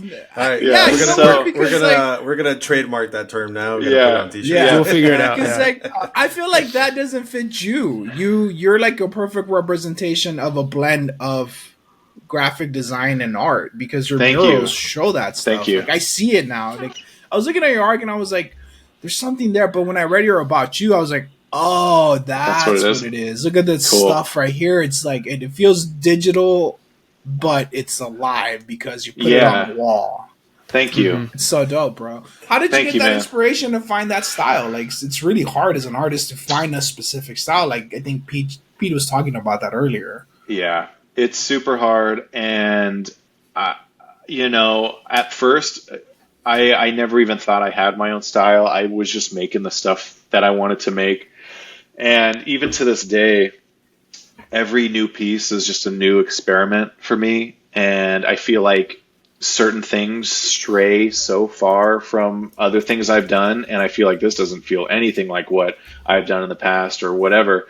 And I always get that same compliment of like, no, we can tell when it's your work or you have this distinct style. So that always feels good to hear that, because like, our artist brains are all over the place. Honestly, I think it's just like my path, like kind of how we talked about earlier. Like sometimes I don't realize that sometimes it's hard to like articulate the path that I'm on, but it's always been like this like dichotomy. Like it's always been like, okay, I'm going to go to school for design, but I want to paint. I'm going to have a graphic design job, but I'm still going to paint and do hands-on stuff. Like I've always loved like music and gig posters, and I've always been inspired by that type of illustration, which is kind of in that world of like it's very hand done, it can be very rugged and artsy, but it's in a very designy box. So I think it's just I at some point it just like sparked in me that like I need these two worlds to coexist.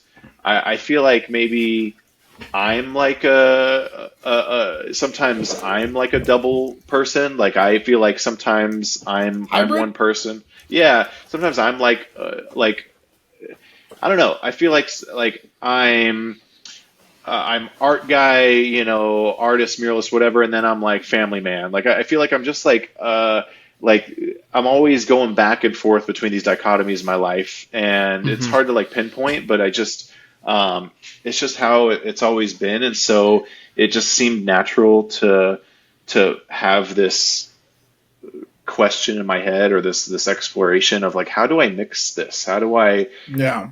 Because I think in the middle or in like that range of a middle, that's kind of where like my comfort lives and where it feels right to me. So, like on the beer can, how I said like I wanted to go like super abstract and geometric, like there's still like some flow and some organicness, so there's still some of that like alive feeling that you mentioned in there, or if I do something that's like super realistic and organic, I've always got to throw in like maybe just like a solid circle, like just something that's a little more graphic. Like it's just I think also early on in like my art fundamentals, like asymmetry really stuck with me. Like the balance of like asymmetry, and even if I'm like working on something very symmetrical, like I love like just a touch of like difference or asymmetry.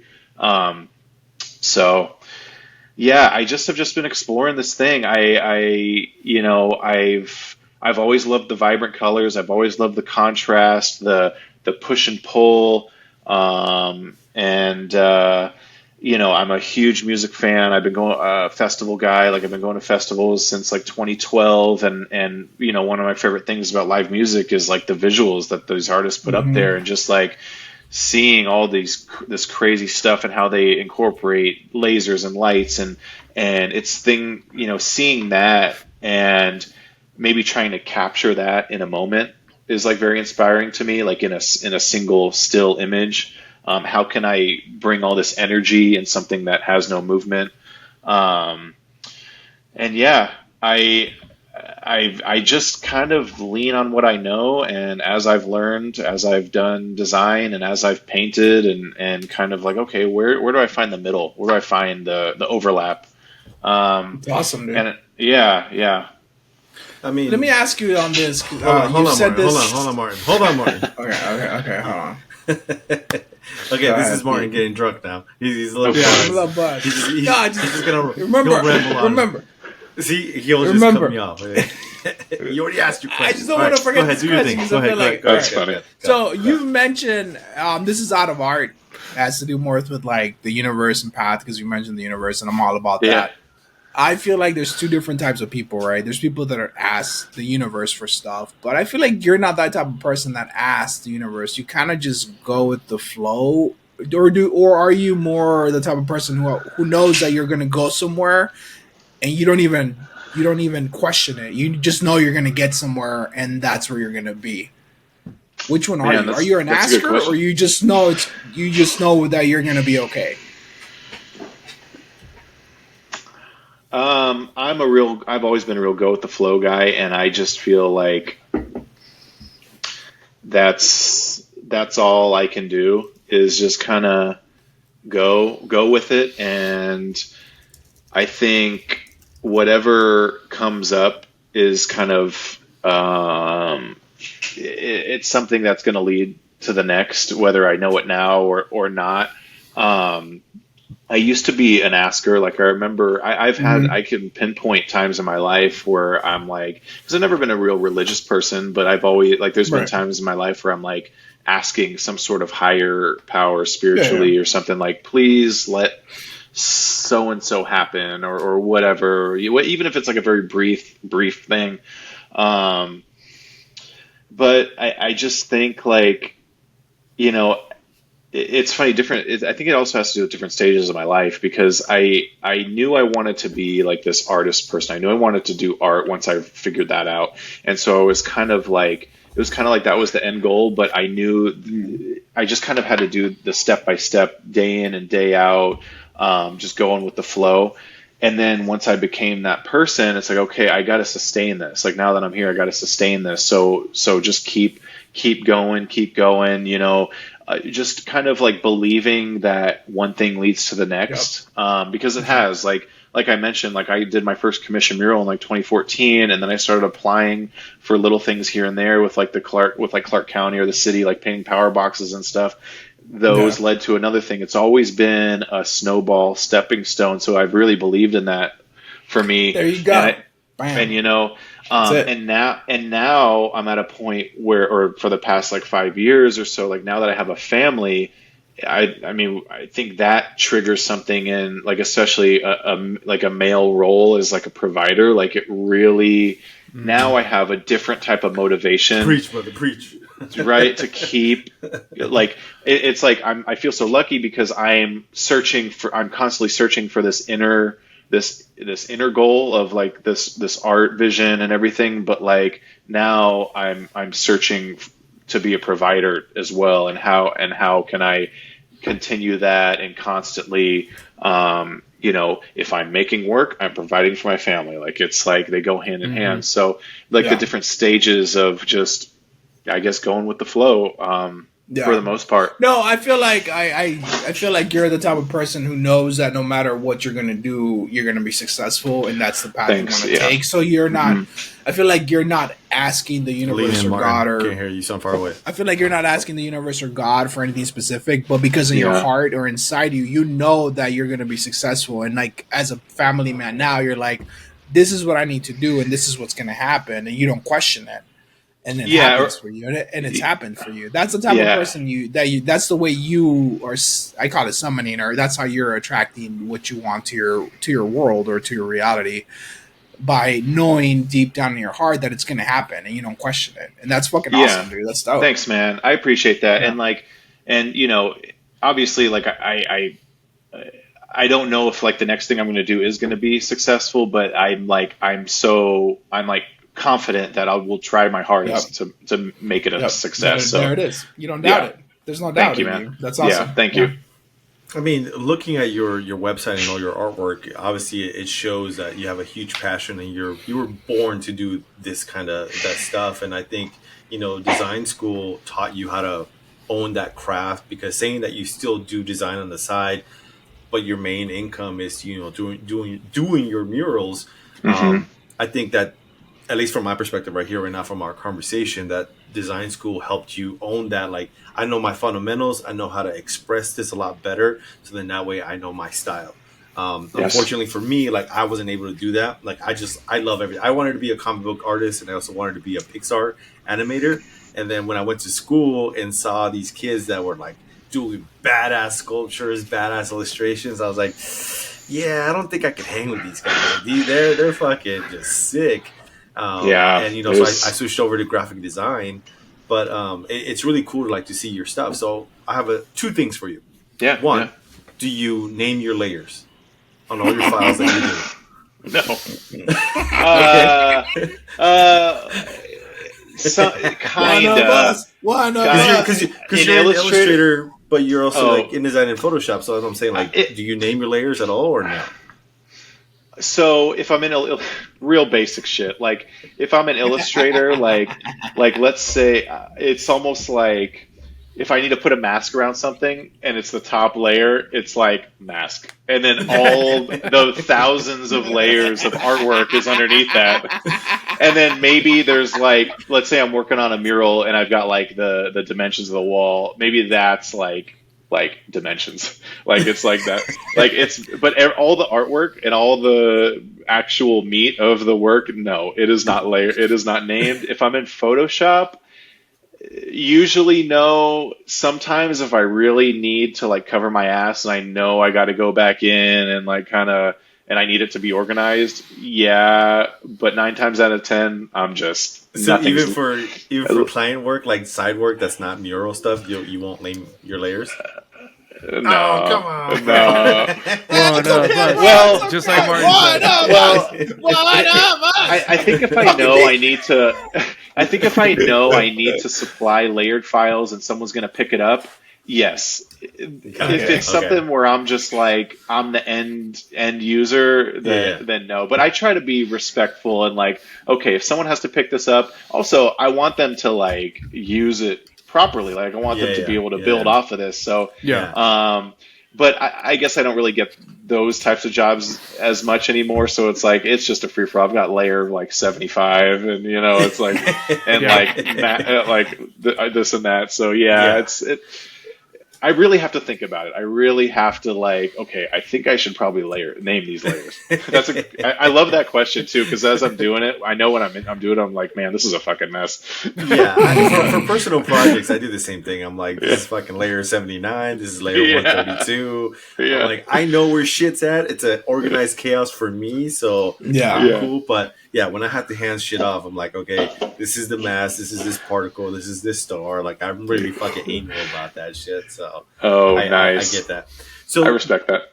You've obviously been doing murals for a long time. How did your first one come across? And like, can you walk us through that emotion and what happened to it? Just to relate to you in like a fraction of what you do. Back when Life is Beautiful was first starting, someone reached out to me about creating a mural downtown. And I thought it was a spam. Like, I was like, I don't fucking know this shit. Like, what the fuck is this?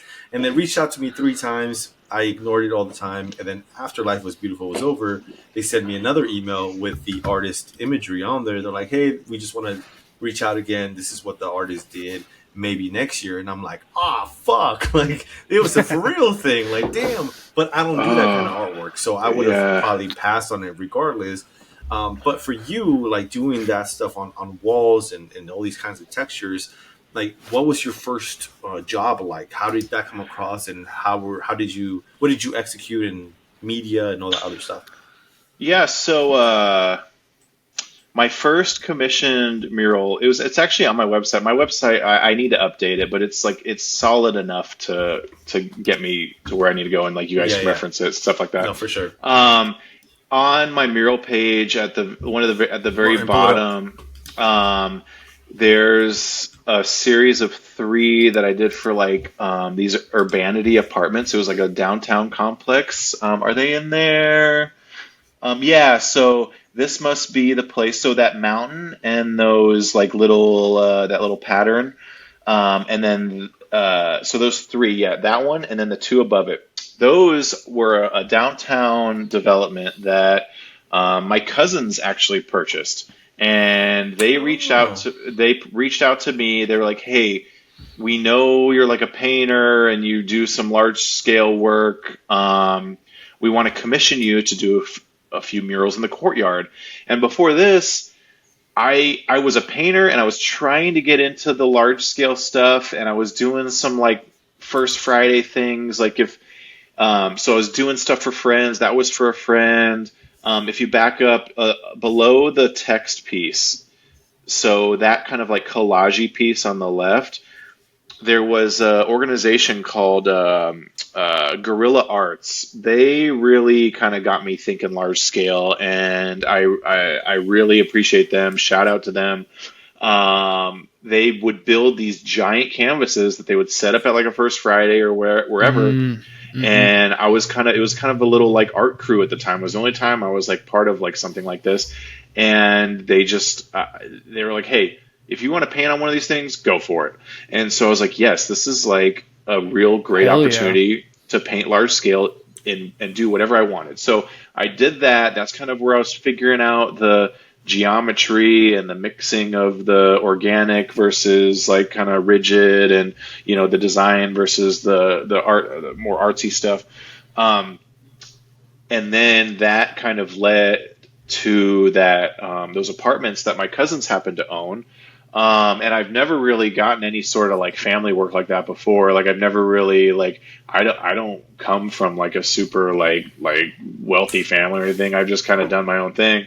But that was the first time where I got a real like lift from family in that sense. And I don't even think these apartments are around anymore, but those were the first ones, and it was so cool to like kind of interpret those spaces. I do a lot of edge to edge stuff now. Like I usually just love like filling a wall, and those I was like playing with the negative space around the stairs and this and that. And I was like, I did them for real cheap at the time. I mean, all my mural work that I did while I had a day job, I did for probably like super cheap compared to what like a muralist should have been charging at the time. Just because like that was all super cheap. Yeah. So those I think I did for like $2,500 for 3 of those. Now, Wow, I mean, okay. I probably would have charged $2,500 each. Like it's like, Gotcha. Okay. like you know what I mean? Okay, Yeah. So Okay. it's I was just wanting to do the work and build this portfolio, and it also there wasn't much like dialogue about like how much a muralist should charge. I really had to like research it over the years before I like kind of nailed it down, and before people started really talking about it. And before it was like an industry, like if a business was going to reach out to a muralist, there was kind of this like industry standard of what to expect from like different levels and whatnot. That really didn't seem to be around or maybe it was, and I wasn't knowledgeable about it. But yeah, so sorry, just to butt in. No, I appreciate no. you sharing that, because I mean that's also one of the things that we started this podcast was like to uplift our community on like price standards. Like sometimes for whatever reason we don't want to share on like range or pricing, and I understand that to an extent, but we also don't want to damage our own industry. We're here to lift each other up. Yes. Some of us can be assholes. I get it. And some of us, it's like, hey, like let's be a community. It's artists. Like that's part of it. Like, hey, I should be charged. You should be charging between X and Y, this amount. So then someone who's starting, maybe a young kid right now that's listening to us right now, and they're like, oh shit, Eric, I love his work, and it's like, oh shit, he's charging at least $2,500 for this. Like, I need to charge that. I should be same doing amount, that. Yeah. So like that way it doesn't hurt our industry. Like something like Fiverr, that's out there now, and Canva that's just like super cheap and super easy to do. And us as full-time graphic designers, it's like, oh well, my cousin could do who knows Photoshop for $35. It's like, okay, go ahead, do it. It's gonna look like shit, but go ahead and fucking do it. So I appreciate you sharing that. Thank you so much for that. Absolutely. Yeah, because like even in mural work, there's like or even whether it's artist or art or mural work, it's like we want to keep that industry thriving and keep like a good baseline and everything, just like in like the design world and because recently, or like maybe in the past couple years, I learned about an artist minimum for muralists. Like some muralists won't take a job unless their minimum is like $5,000 for a project, even if it's like a wall in a nursery. That type of stuff. Like it's there's like these artist minimums that some muralists have, and I'm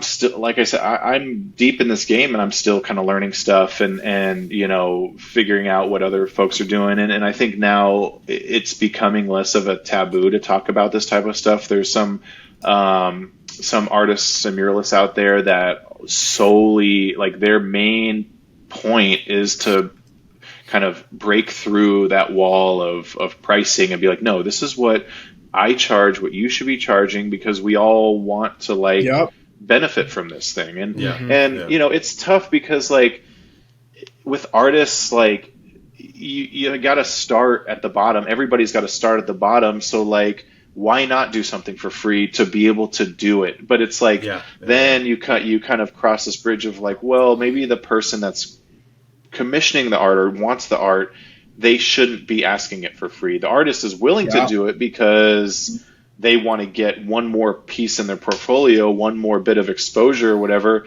And that's just kind of like the slippery slope of it all, is because now, and even like a muralist that might have a couple murals under their belt, they might charge $1,500 for something that might be $5,000 for someone else. And it's like, it's hard to dictate that, because like I said, everybody is climbing the ladder. Yeah.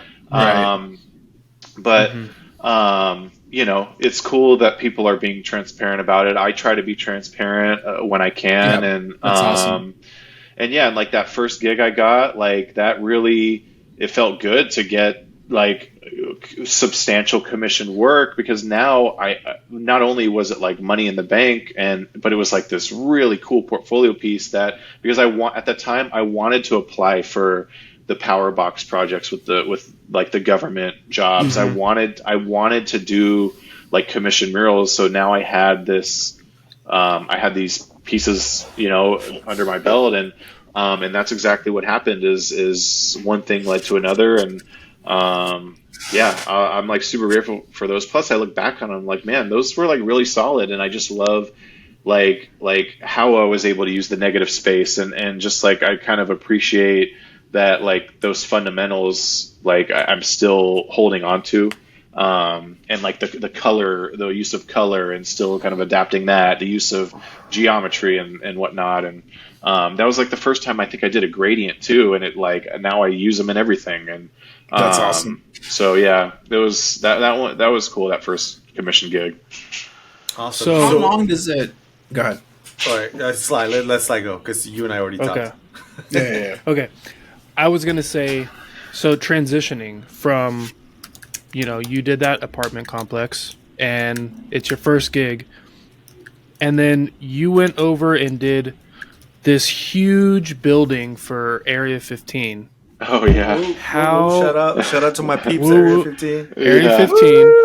I remember seeing that, and I was like, holy shit. That is a huge piece. I don't know how you're doing it. And I remember seeing it, and I was like, oh my God, that's Eric's work. How was that? I mean, I know there's a big gap between those two pieces, but like going from that to that, how was that? And what is the process behind even doing a building that big?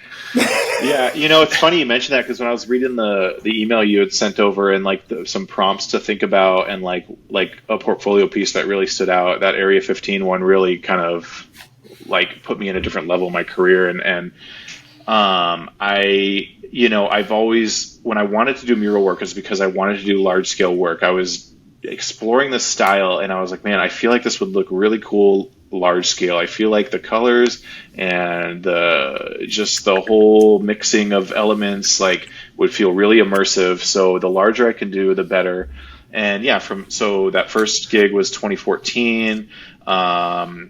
Area 15, I think we started talking about that. That one took a while. I finished it in 2020, but that was one of the ones in 2018 that I was in contract with that led me to quit my job. So that one we were talking about for over almost 2 years.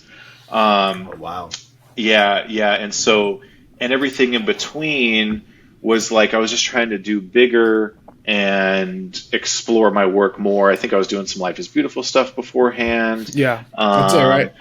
Yeah, that's it. So, man, that one, I mean, there's just so much that went into that one. Like, I remember, so... Did you work with AJ on that one? No, so that one was with Meow Wolf. So this one, Meow Wolf. Okay. With Meow Wolf owns. So I remember, 2014, so 2015 was the first time I had heard of Meow Wolf, because they were curating the art motel at Life is Beautiful. Mm-hmm. And I think someone reached out to me, or I met someone that was like, oh, let's try to get you in this art motel. So I remember going to a couple meetings, and then they were like, oh yeah, this little organization called Meow Wolf. At the time, they were so small, they're going to be doing a couple rooms over here.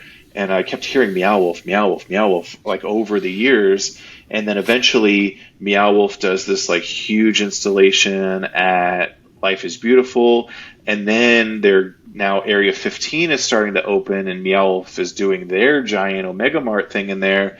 And I remember you had to apply. They put out a call for art to apply to have an installation in there. So I was like, I gotta apply for this. Like, I feel like I can like do something. So I applied, and I got something because I have an installation inside of Omega Mart. It's like a hallway that's like it's just black and white. It's on my portfolio. It's just black and white geometry and a ton of patterns. That's very just overload. It's called like optical overload or something like that, because I just really wanted to make it so you're going through this hallway and you're like, wow, there's a ton of shit going on.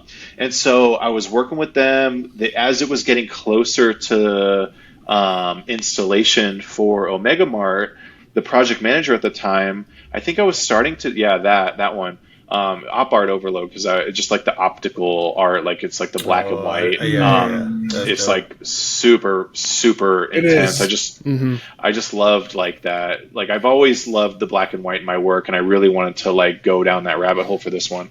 The contrast with these colors is awesome. Cool. Yeah. And then layering a few colorful elements. I just thought it was going to work really well, and I just love how that piece came out. So as Omega Mart is starting to break ground or whatever, the project manager reaches out to me because I think I was starting to do larger and larger work at that time. And I think I was maybe one of the only artists in Omega Mart at that time that was doing like stable mural work, because I think a lot of the artists were either from out of town or were more installation based. They weren't really doing mural work. So anyways, the project manager was like, hey, we got this big mural project that we want to run by you. Would you be down to paint the entire side of the back of the building? And I was and this is when I still had my day job, my design day job. And I'm like, I mean, fuck yeah, but in my head, I'm like, oh my god, like, what am I gonna do? How am I gonna do this? And then I was like, you know what? Fuck it, I'm gonna figure it out. Mm-hmm. And so I was like, yes, please, I want to do this. And so there was a lot of approval and this and that, and then it got to a point where it was like, okay, let's come up with a design, and then we'll get you in contract. I came up with my initial design was so different from that. It was, I wish I probably still have it somewhere. It was very compartmentalized. It's actually some stuff I've been exploring lately because I really wanted to eventually do this thing. It was like very compartmentalized and geometric, and the shapes kind of like made its own architecture. It was like this whole thing.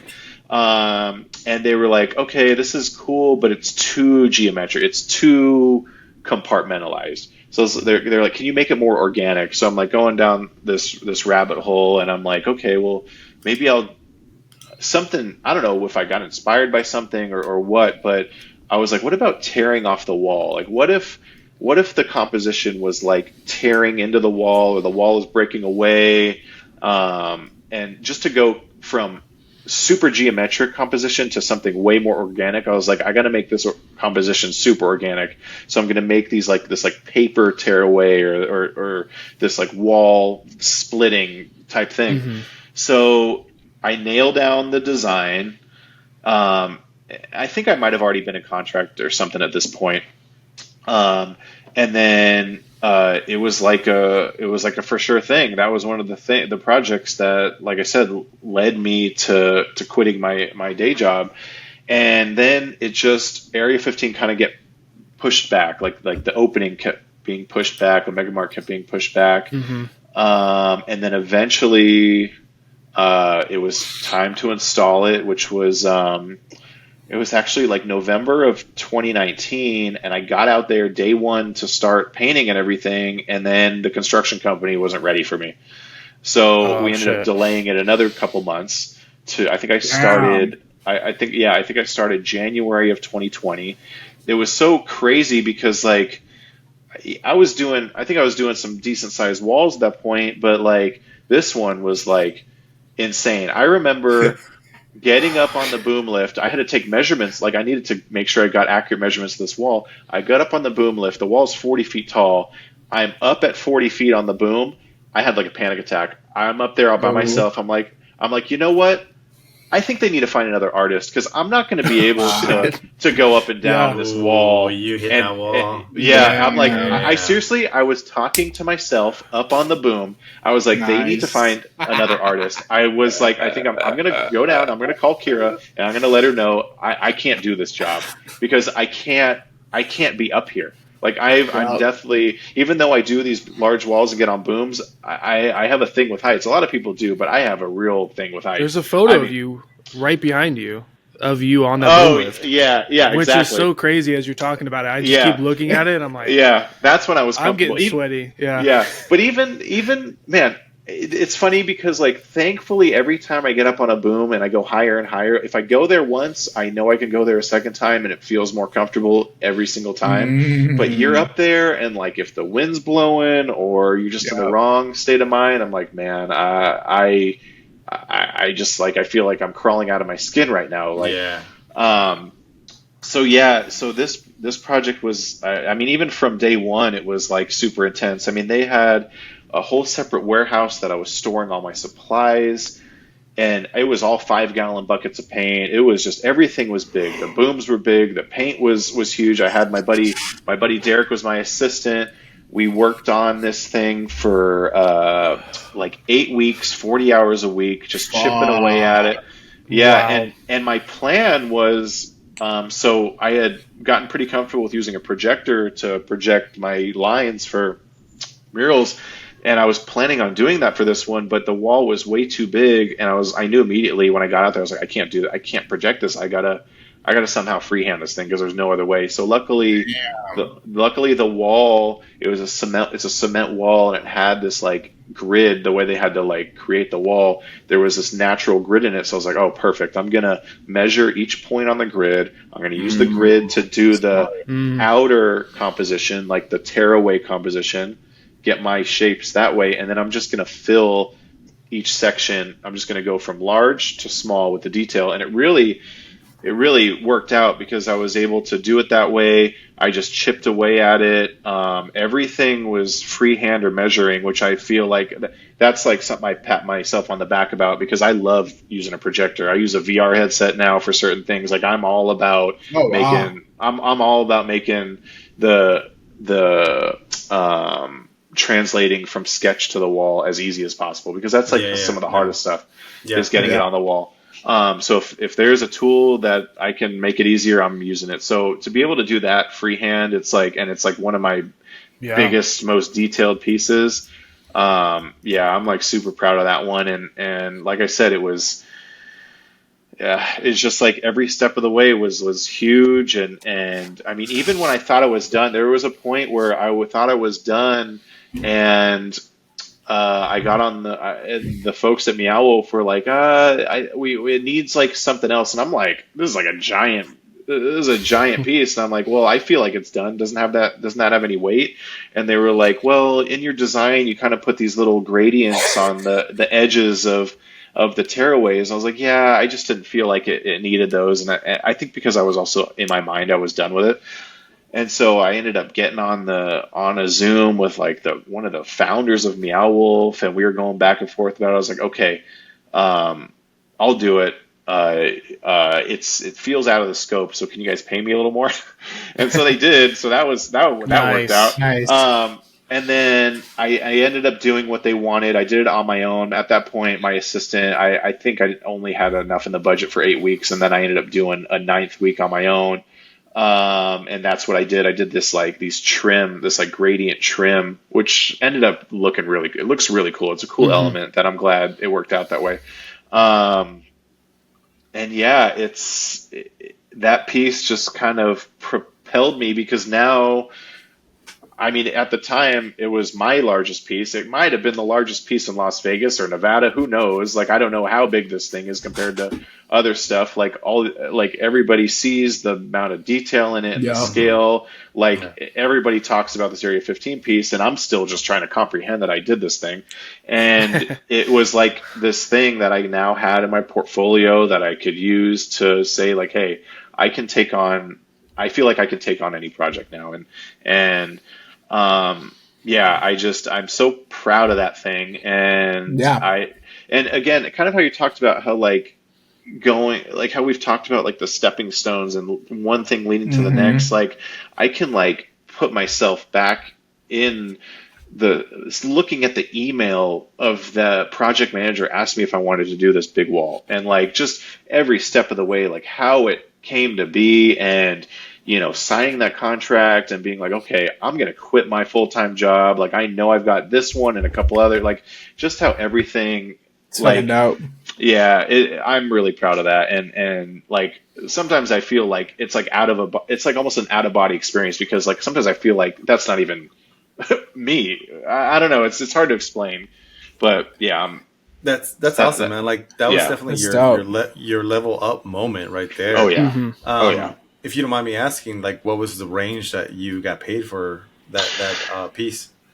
So there were like all different types of like delay, like there were different fees that got like added on and this and that. It went from like I think it went from 80 grand to like 100, just over 100. So wow. Yeah, dude. So happy for you, bro. Thanks, man. I love that shit, bro. Yeah, thanks. We used that money to like I would have quit my job too. Like, I mean, that's fucking amazing. Yeah, everyone listening right now, that's how you fucking do it. That's fucking dope, dude. Yeah, but it wasn't easy though. That's the thing though. Like that, like people want to be like, holy shit, 100 grand, blah blah blah. It fucking wasn't easy, bro. It wasn't easy. He built up to it though too. But years, like you went up to a level that you weren't comfortable with yourself, and you had a point where you were like, fuck this, I'm out. I'm not gonna fucking do this shit. Yeah. You were ready to drop. I was ready to drop it all. I was ready to drop 100 grand because you just didn't feel comfortable. Yeah, because I knew I would. I felt like I couldn't execute it. I felt like I'm gonna fuck this up.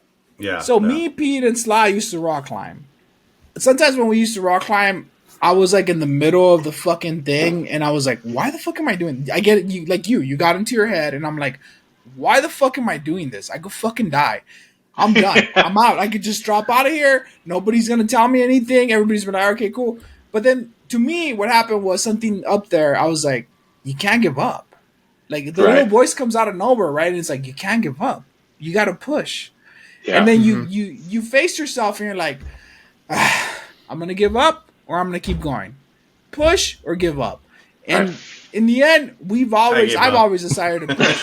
I would always push. I was like, fuck it. I could squat like 400 pounds. Like, fuck that shit. 500. So but for me, I didn't give up, and I finished. I got to the top, and I was like, dude, this is fucking dope. So what was going on through your head when you were there and you were like, I'm done? What made you come back?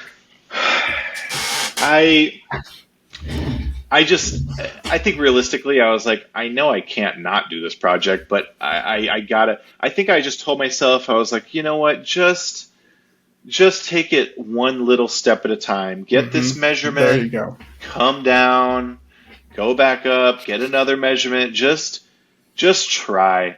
Like, like I remember, I think even every single time I went up to the top edge of that wall, even towards the end, it was spooky. And I mean, there were days I was working in some real wind. Like it was January to March. It was winter. I mean, there was some shit weather sometimes. It was tough. And I think it was just like, I think I took just like a deep breath and was like, just get to the next step. Like you're not gonna, sometimes I kind of tell myself that, like, sometimes I feel like when I'm starting a project, like a mural, I'm like, man, how am I going to get this whole thing done? Even on a smaller one, I'm like, there's so many steps. It's like, whoa. You just got to get to the next step. And then the next step. Like, I think I had to bring myself back down to earth a little bit and was like, okay, you're up here.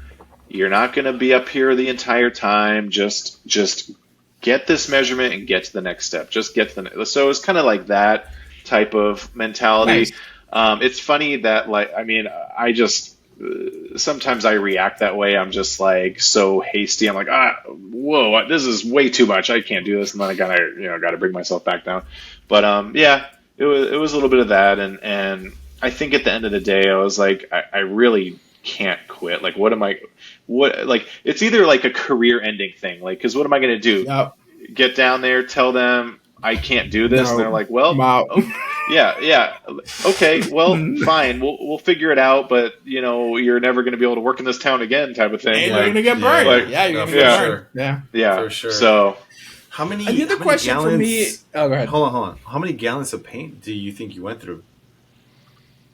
hundreds. I think it was around 250 or something like that. God I think damn. 250, 300. Holy Yeah. Yeah, your Yeah. website here Damn. says 200 plus gallons of paint. Yeah. It No was a lot. projections used. Yeah. And Yeah. you used like Man. roll brushes, or how did you Yeah. apply the paint? Mostly roll brushes. I learned how to use a paint sprayer on that project because I didn't know how I was going to do the large gradients, and I had a pretty good. I've always had a pretty good rep with Dunn Edwards paints, and they've helped me a lot throughout the years. Just whether it be knowledge or just like hooking it up with paint and stuff like that. So my rep Wade, shout out Wade, he came out one time and was like, here, this is how you use a paint sprayer. And even to this day, they're still kind of hard to use. But for some of it, it was like spraying the giant gradient was with a paint sprayer. But for the most part, it was rollers and brushes and maybe a little bit of spray paint. But yeah, mostly rollers and brushes. Wow. Yeah. Wow. And like That's fucking awesome, man. Yeah, I'm thanks. That's just cool. Thanks. I would sketch. I would get an extender pole with like maybe a brush at the end or like a roller, and I would just use it like a big pencil and like sketch. Yeah, like a 10-foot long pencil. Yeah, That's awesome. Yeah. It's funny to think about you just like standing there, but like, how else would you do it? How else are you gonna? Like, yeah. get Because it the onto thing wall? is like on these walls, like you got it. It's like any other art. Like you're drawing on a piece of paper. Like you've got a certain distance that you can see the whole thing. I always have to step back from things, whether and it's like you're up on this wall and it's massive. Like even if I can get a little bit off the wall and see more of what I'm working on, yeah, it's like because I mean so many times I'm up like balls to the wall on the wall, and I'm like, oh, I can sketch this out, and then I back up. I'm like, oh man, that looks like shit. I gotta redo that. Mm-hmm. So My other question for sure. you is on your regular walls when you were starting to create your portfolio, because you were talking about people, making their portfolios and not getting paid for their work. How many hours would you spend on those walls when you were trying to build your portfolio? some of the early ones. I would just do as much as I could. It's tough because I had a day job, so I couldn't really go night and day. So, I mean, like when I was working on those like Gorilla Cage ones, I would go. Luckily that was just like my own deadline, so I would go in the evening or I'd go on the weekends and just like spend as many hours as I could until it was done. I mean, it's tough because like I think as every new wall that I did, I would figure out more efficient ways to paint. So I'd kind of get a little faster. So I remember it's funny. I just cleaned out my office and I found some old SD cards from cameras, and there was this project I did in 2015 on this old ukulele lounge. It was like my first like real big public art project. I painted the 3 sides of this big building, and at that time I was using this was before Meow Wolf, that Area 15 one, and I was using little tiny rollers, little tiny extender poles that only extended to like 6 feet, and this wall was like 18 feet. Oh man! And I was like just chipping away. Like I could have been using paint sprayers. I could have been using all this other stuff. So it's like it's so relative to like being kind of a novice at it. Mm-hmm. Definitely Yeah. definitely a lot more hours. Nowadays, it probably would have been no time, but I mean that it's like I wouldn't have been able to be where I'm at. Yeah, I got to learn. I wouldn't have been able to be where I'm at. Yeah. So As Tupac says, you got to spend hours and hours and hours on your craft. exactly where you're at. and I Exactly. get it. You know? Exactly. You know, one thing I want to backtrack about that Area 15 wall. I finished that thing the day before the COVID shutdown. I remember. Oh, shit. Wow. Yeah, I remember. Wow. Yeah, I remember COVID was shut down on like a Tuesday. It was like March 15th March or something. I finished that Monday, and then the news went out that everything was shut down. Kira and I joke to this day. It's like, man, I'm glad I fucking finished that when I did. Yeah. Like, as memorable as that entire project is on so many different levels of learning in my career, that really sticks out too. Is like, I couldn't believe the timing on finishing that. So it just popped in my head. So yeah, which is such a crazy thing too. Yeah, sorry. Go ahead. I mean, taking that jump, you know, having that quote and working on that for 2 years, and you know, essentially you could have been let go from Venetian as well too. You know, during the whole COVID situation, if you would have stuck to that 9-to-5 job. Yeah, you know, so it's just crazy how you let your passion just guide you through life, and bam, you know, you make bank, and you may have this amazing portfolio piece. And then the world shuts down, and you're like, "Whew, made it right in time." Like that. Yeah, that's just right in the cutoff. Yeah, it was crazy, and yeah, like I said, I was like so grateful that I just had that in my pocket. I had another project, the one that I did for Circa, that's on my portfolio. It was more of a commercial mural project, still somewhat in my realm of my style, but that one I was in contract for almost all of COVID, and that, man, we just rode that contract through COVID. I was like so thankful that I had that. I felt so bad. So many people were like, you know, getting laid off, losing jobs, this and that. Like my wife got laid off. Yeah, that one. And I was like, again, we were like, oh my God, thank the universe or whoever that we have this to live off of. I mean, I remember the amount of uncertainty back then. That was like the phrase of the day, the catchphrase of the day was like these uncertain times. Like, I mean, just unprecedented, uncertain, all this stuff. Like, so, you know, I don't know if some universal spirits looking out for me, or just everything that I've paved up until this point has kind of worked out, but there's certain instances where I'm like, man, this is like worked out more than it should have. Like to have some of these jobs, like for my life, like really, really worked out. Nah, bro, it's your hard work. You put in your work for your stuff, and like people see it and people gravitate towards it. You definitely have your own art style that people want, and they want you're part of Vegas.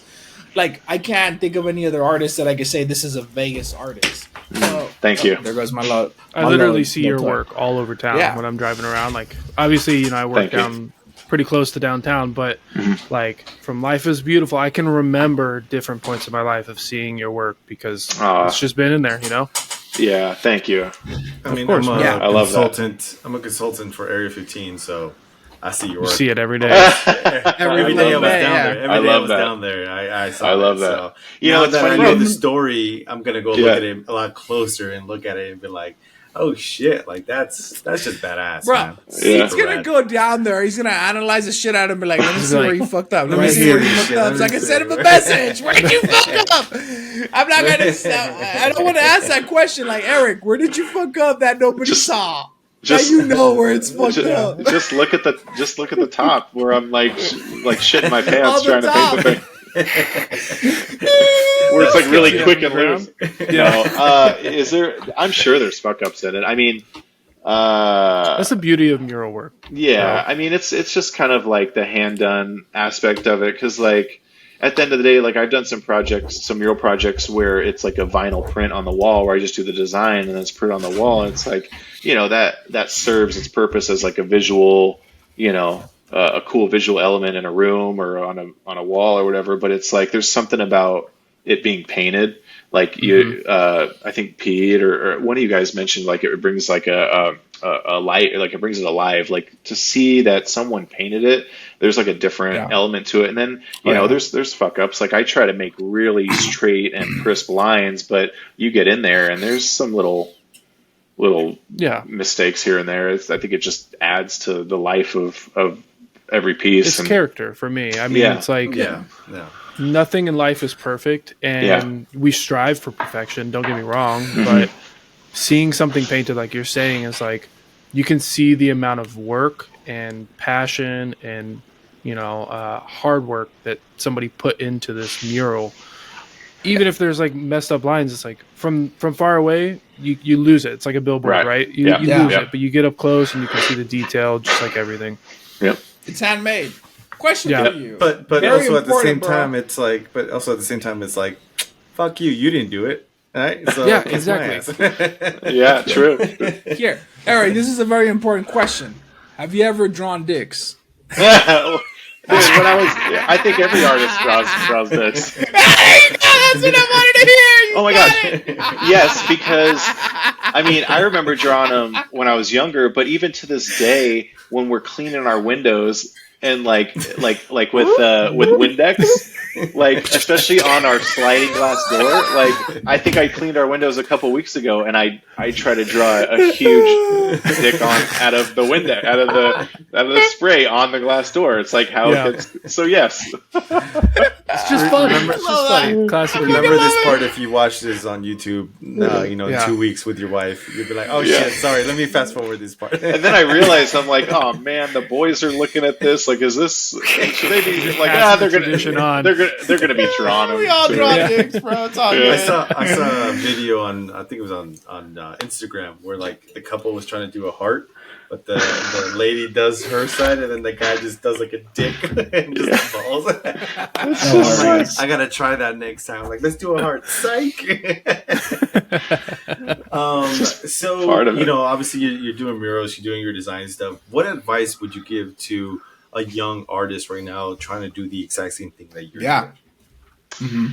I just keep doing it. I mean, I feel like for me, every project, even if it's just something personal or like a drawing or something, even if it's just something silly or something serious, like I feel like I've always learned from every last project. Like I finish something like, oh, you know what, I fucked up there, but I'll keep that in mind for the next one. And it's like I had mentioned before, everything that I've done, I feel like has snowballed. One step leads to the next. So if you keep doing it and you keep the momentum up, I feel like it only will benefit you. It's like the work that you're putting in, because I know in the past there's been lulls like where I feel like I'm not producing any work, and I feel it almost like exponentially. Like I feel like I'm stagnant. So like if you're constantly doing, whether it's personal projects or client projects, like you just kind of got to keep doing it.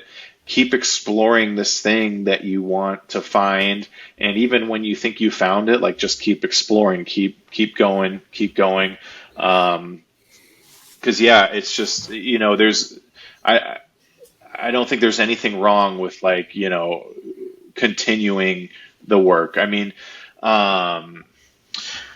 like I remember back in the day, like I would make random poster projects. Like I did a Life is Beautiful poster for the first one, and I just did it on my own. They didn't probably even see it. I just did it, made it because I wanted to, and it was like this cool piece that I made for myself. And you learn from it. And I think at one point I heard an artist say, like, do the projects that you want to do, whether it's paid or unpaid. Just keep doing them, because I truly think you learn from each one, and it's only going to make the next thing better. So if like the last one I did was a personal project, and the next one I'm going to do is a client project, now I have that much more experience under my belt for the client project, and that can be that much more successful. So I think it's just keep going, and everyone's on their own timeline. You're just going to get there when you get there, and you got to keep chipping away, keep going step by step. Yeah. So piggybacking off of that, and going back a little bit, we talked about pricing, and you're talking about for younger creatives. Can you explain a little bit of like what goes into pricing like a mural? Like for me, I'm like, oh, cool, I'm going to go do this art. I'm going to say, let's say 2,500, but I didn't think about all the paint I have to buy, or like the time, or like you mentioned you had assistant. I know I saw one of your most recent ones, you had 2 assistants. Like, how do you factor that stuff into your mural work? Do clients pay for it? Yeah, so usually there's always like an end. There's always like a end price, like a total budget of like what I think a project should cost, and that includes everything. For me, I mean, some other muralists might work differently, but for me, I try to figure out an all-inclusive price, because then I know I can just chip away from that and figure out what I'm going to take away from that. And you know, some projects are different too, because if it's like a government project, they have a set budget for the wall or whatever it is, so you have to work within those constraints. But nowadays they usually keep a pretty industry standard rate. Like for mural work, an industry standard is probably around like $30 a square foot, give or take. Like I kind of have moved to like maybe 35 to 40 depending, but also like it also depends on the project. Like if it's like for a school or for a nonprofit or someone that doesn't have like corporate money or government money, you know, it's like different. Everybody's different. So, you know, I try to base it off of that and then go less, you know, plus or minus. And then also it's like, you know, every wall has its own complexities, whether it's the actual surface, like if it's stucco or brick or a smooth interior wall or whatever, like the wall itself and like what it's going to take to execute, plus the design, like if it's like a super simple design, if it's super intricate. So those are kind of my 2 like weighing factors. You know, the installation, like am I going to have to get on a ladder? Am I able to get on a lift? Can I project on this wall? Am I going to have to freehand? Is it like, you know, is it precarious? Is it like, you know, all that type of installation stuff has weight. And then it's like, okay, what do they want? Is it something super simple? Can I just do something purely original and go at it? Like, do they want it to be like more on the complex side or simple side? Do they want me to like do a logo in there? Like, you know, as far as like the art goes, that has the weight on the price too. And then I just like kind of find that base price per square foot and go from there. It's funny, I've seen some things lately with like mural agencies and different artists talking about like pricing. Some say don't use a price per square foot. Some say do. I had a mentor recently that was saying like don't use it because it kind of constricts you. And it's like at the end of the day, if you're approaching a wall as like an artist, like how much do you want to get paid for this? Like look at the wall. How much do you think you should get paid for it? And then kind of base it off that. So yeah, I know what I'm saying is like very all over the place. It kind of ends up like kind of funneling into like an appropriate price depending on the project. Okay. And I just try to remain flexible. Like I pretty much approach a client with a price or a range, whatever works for the project. Sometimes a range is easier. Sometimes a hard price is like, hey, this is what I think. And then it's like I'm flexible. It's like, okay, well, if I quote 10 grand and you only have 7, I'm not going to leave 7 grand on the table. I can do that for that. And then I also consider obviously the costs. Like, okay, is it going to take me? Am I going to walk away with anything if I trim it down that much? So then you kind of bring in like the more business type of, the more business savvy stuff. Cause like I've done some projects where I've had to travel. So it's like, okay, well I got to work that travel cost into this. So now I'm walking away with a little less, or if I need assistance, like now I got to figure out a budget for that.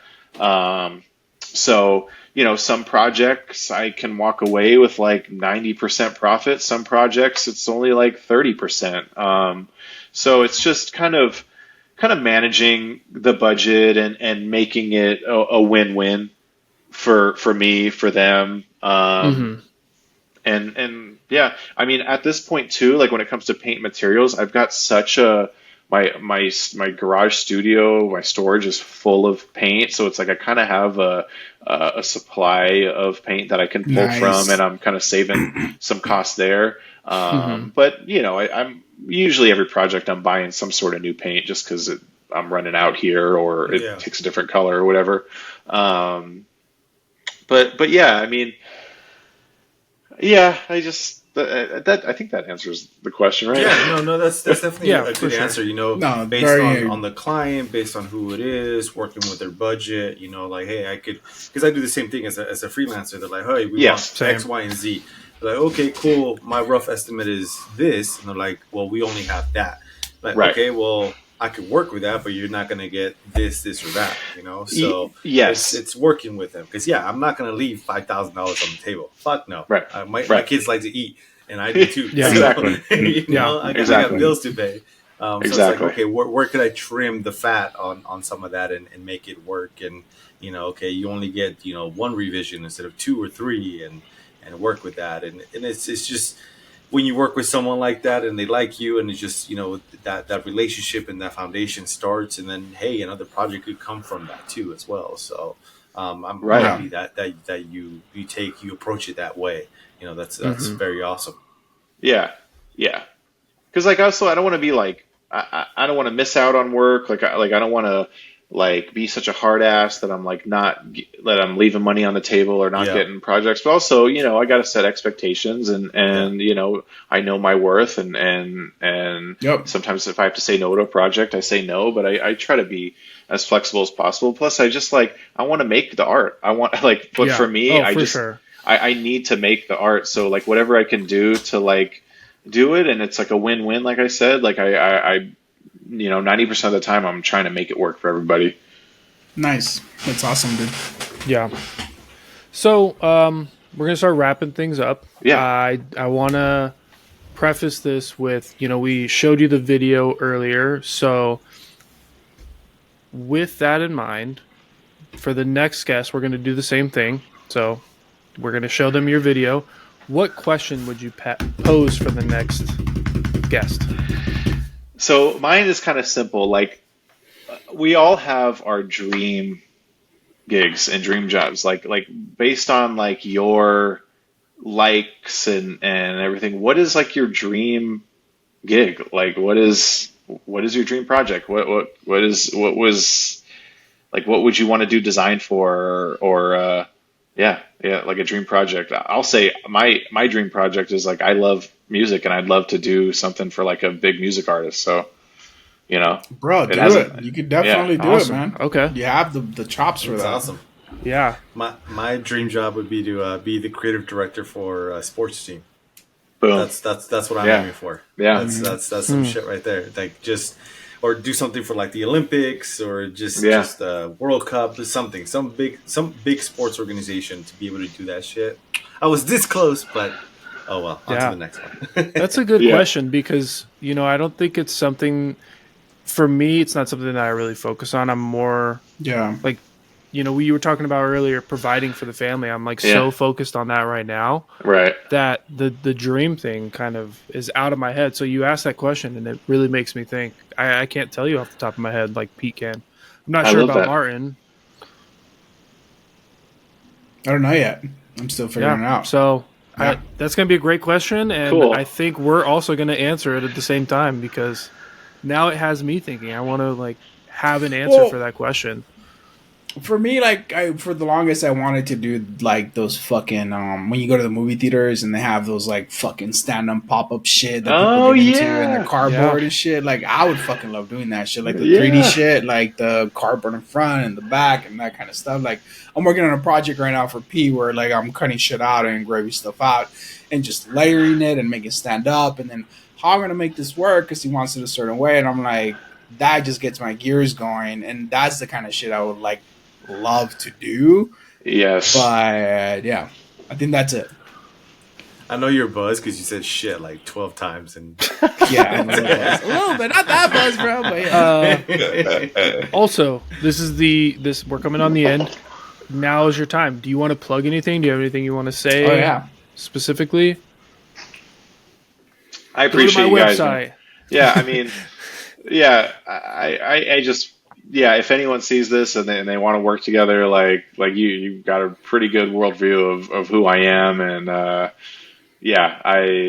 love just making the art. So let's make it happen. But at the end of the day, like I just love that you guys brought me on here. Like I didn't know what to expect, but I feel like I've talked about a lot of these different things in bits and pieces on different interviews or just random interactions, but to be able to I feel like I just relived like my entire life with you guys, and like it really like kind of it was like a cleanse of like, oh man, like I'm doing this thing, and sometimes I remove myself from that, and so like I appreciate you guys for kind of like making me think about things a little differently, and just bringing me back a bit on all this stuff, and being, reflecting on so many different things, and talking to some, serious designers about serious design stuff. And like, I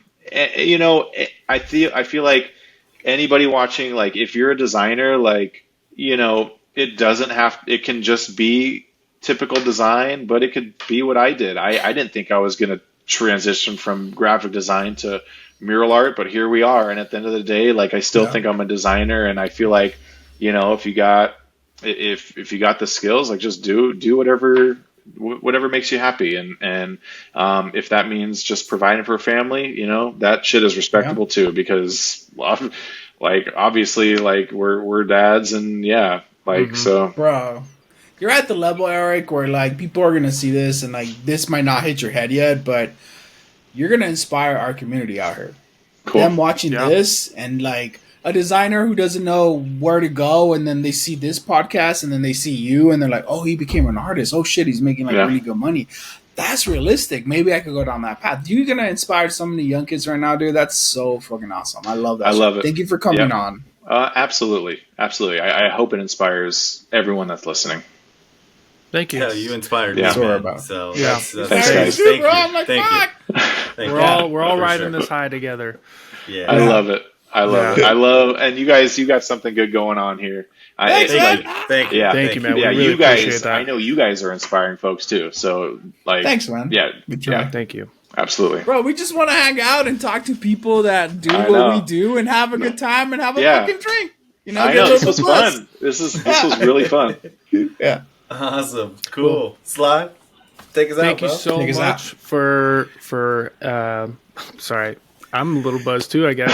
Thank you so much. Thank you so much for talking with us all night. We really appreciate it. Again, for everybody that's made it to the end of this, don't forget to follow us on YouTube, Instagram, TikTok. We also put stuff out on Spotify. Like our stuff, interact with it. It really helps us.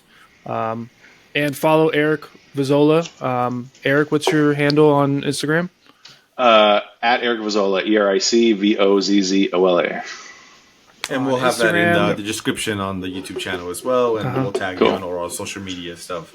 Also. Thanks, His guys. website is the same, ericvozzola.com. Check out all of his work around the Valley. It's really amazing. It's dope. Yeah. Again, thank you. Awesome. Have a good night, guys. Thank you, guys.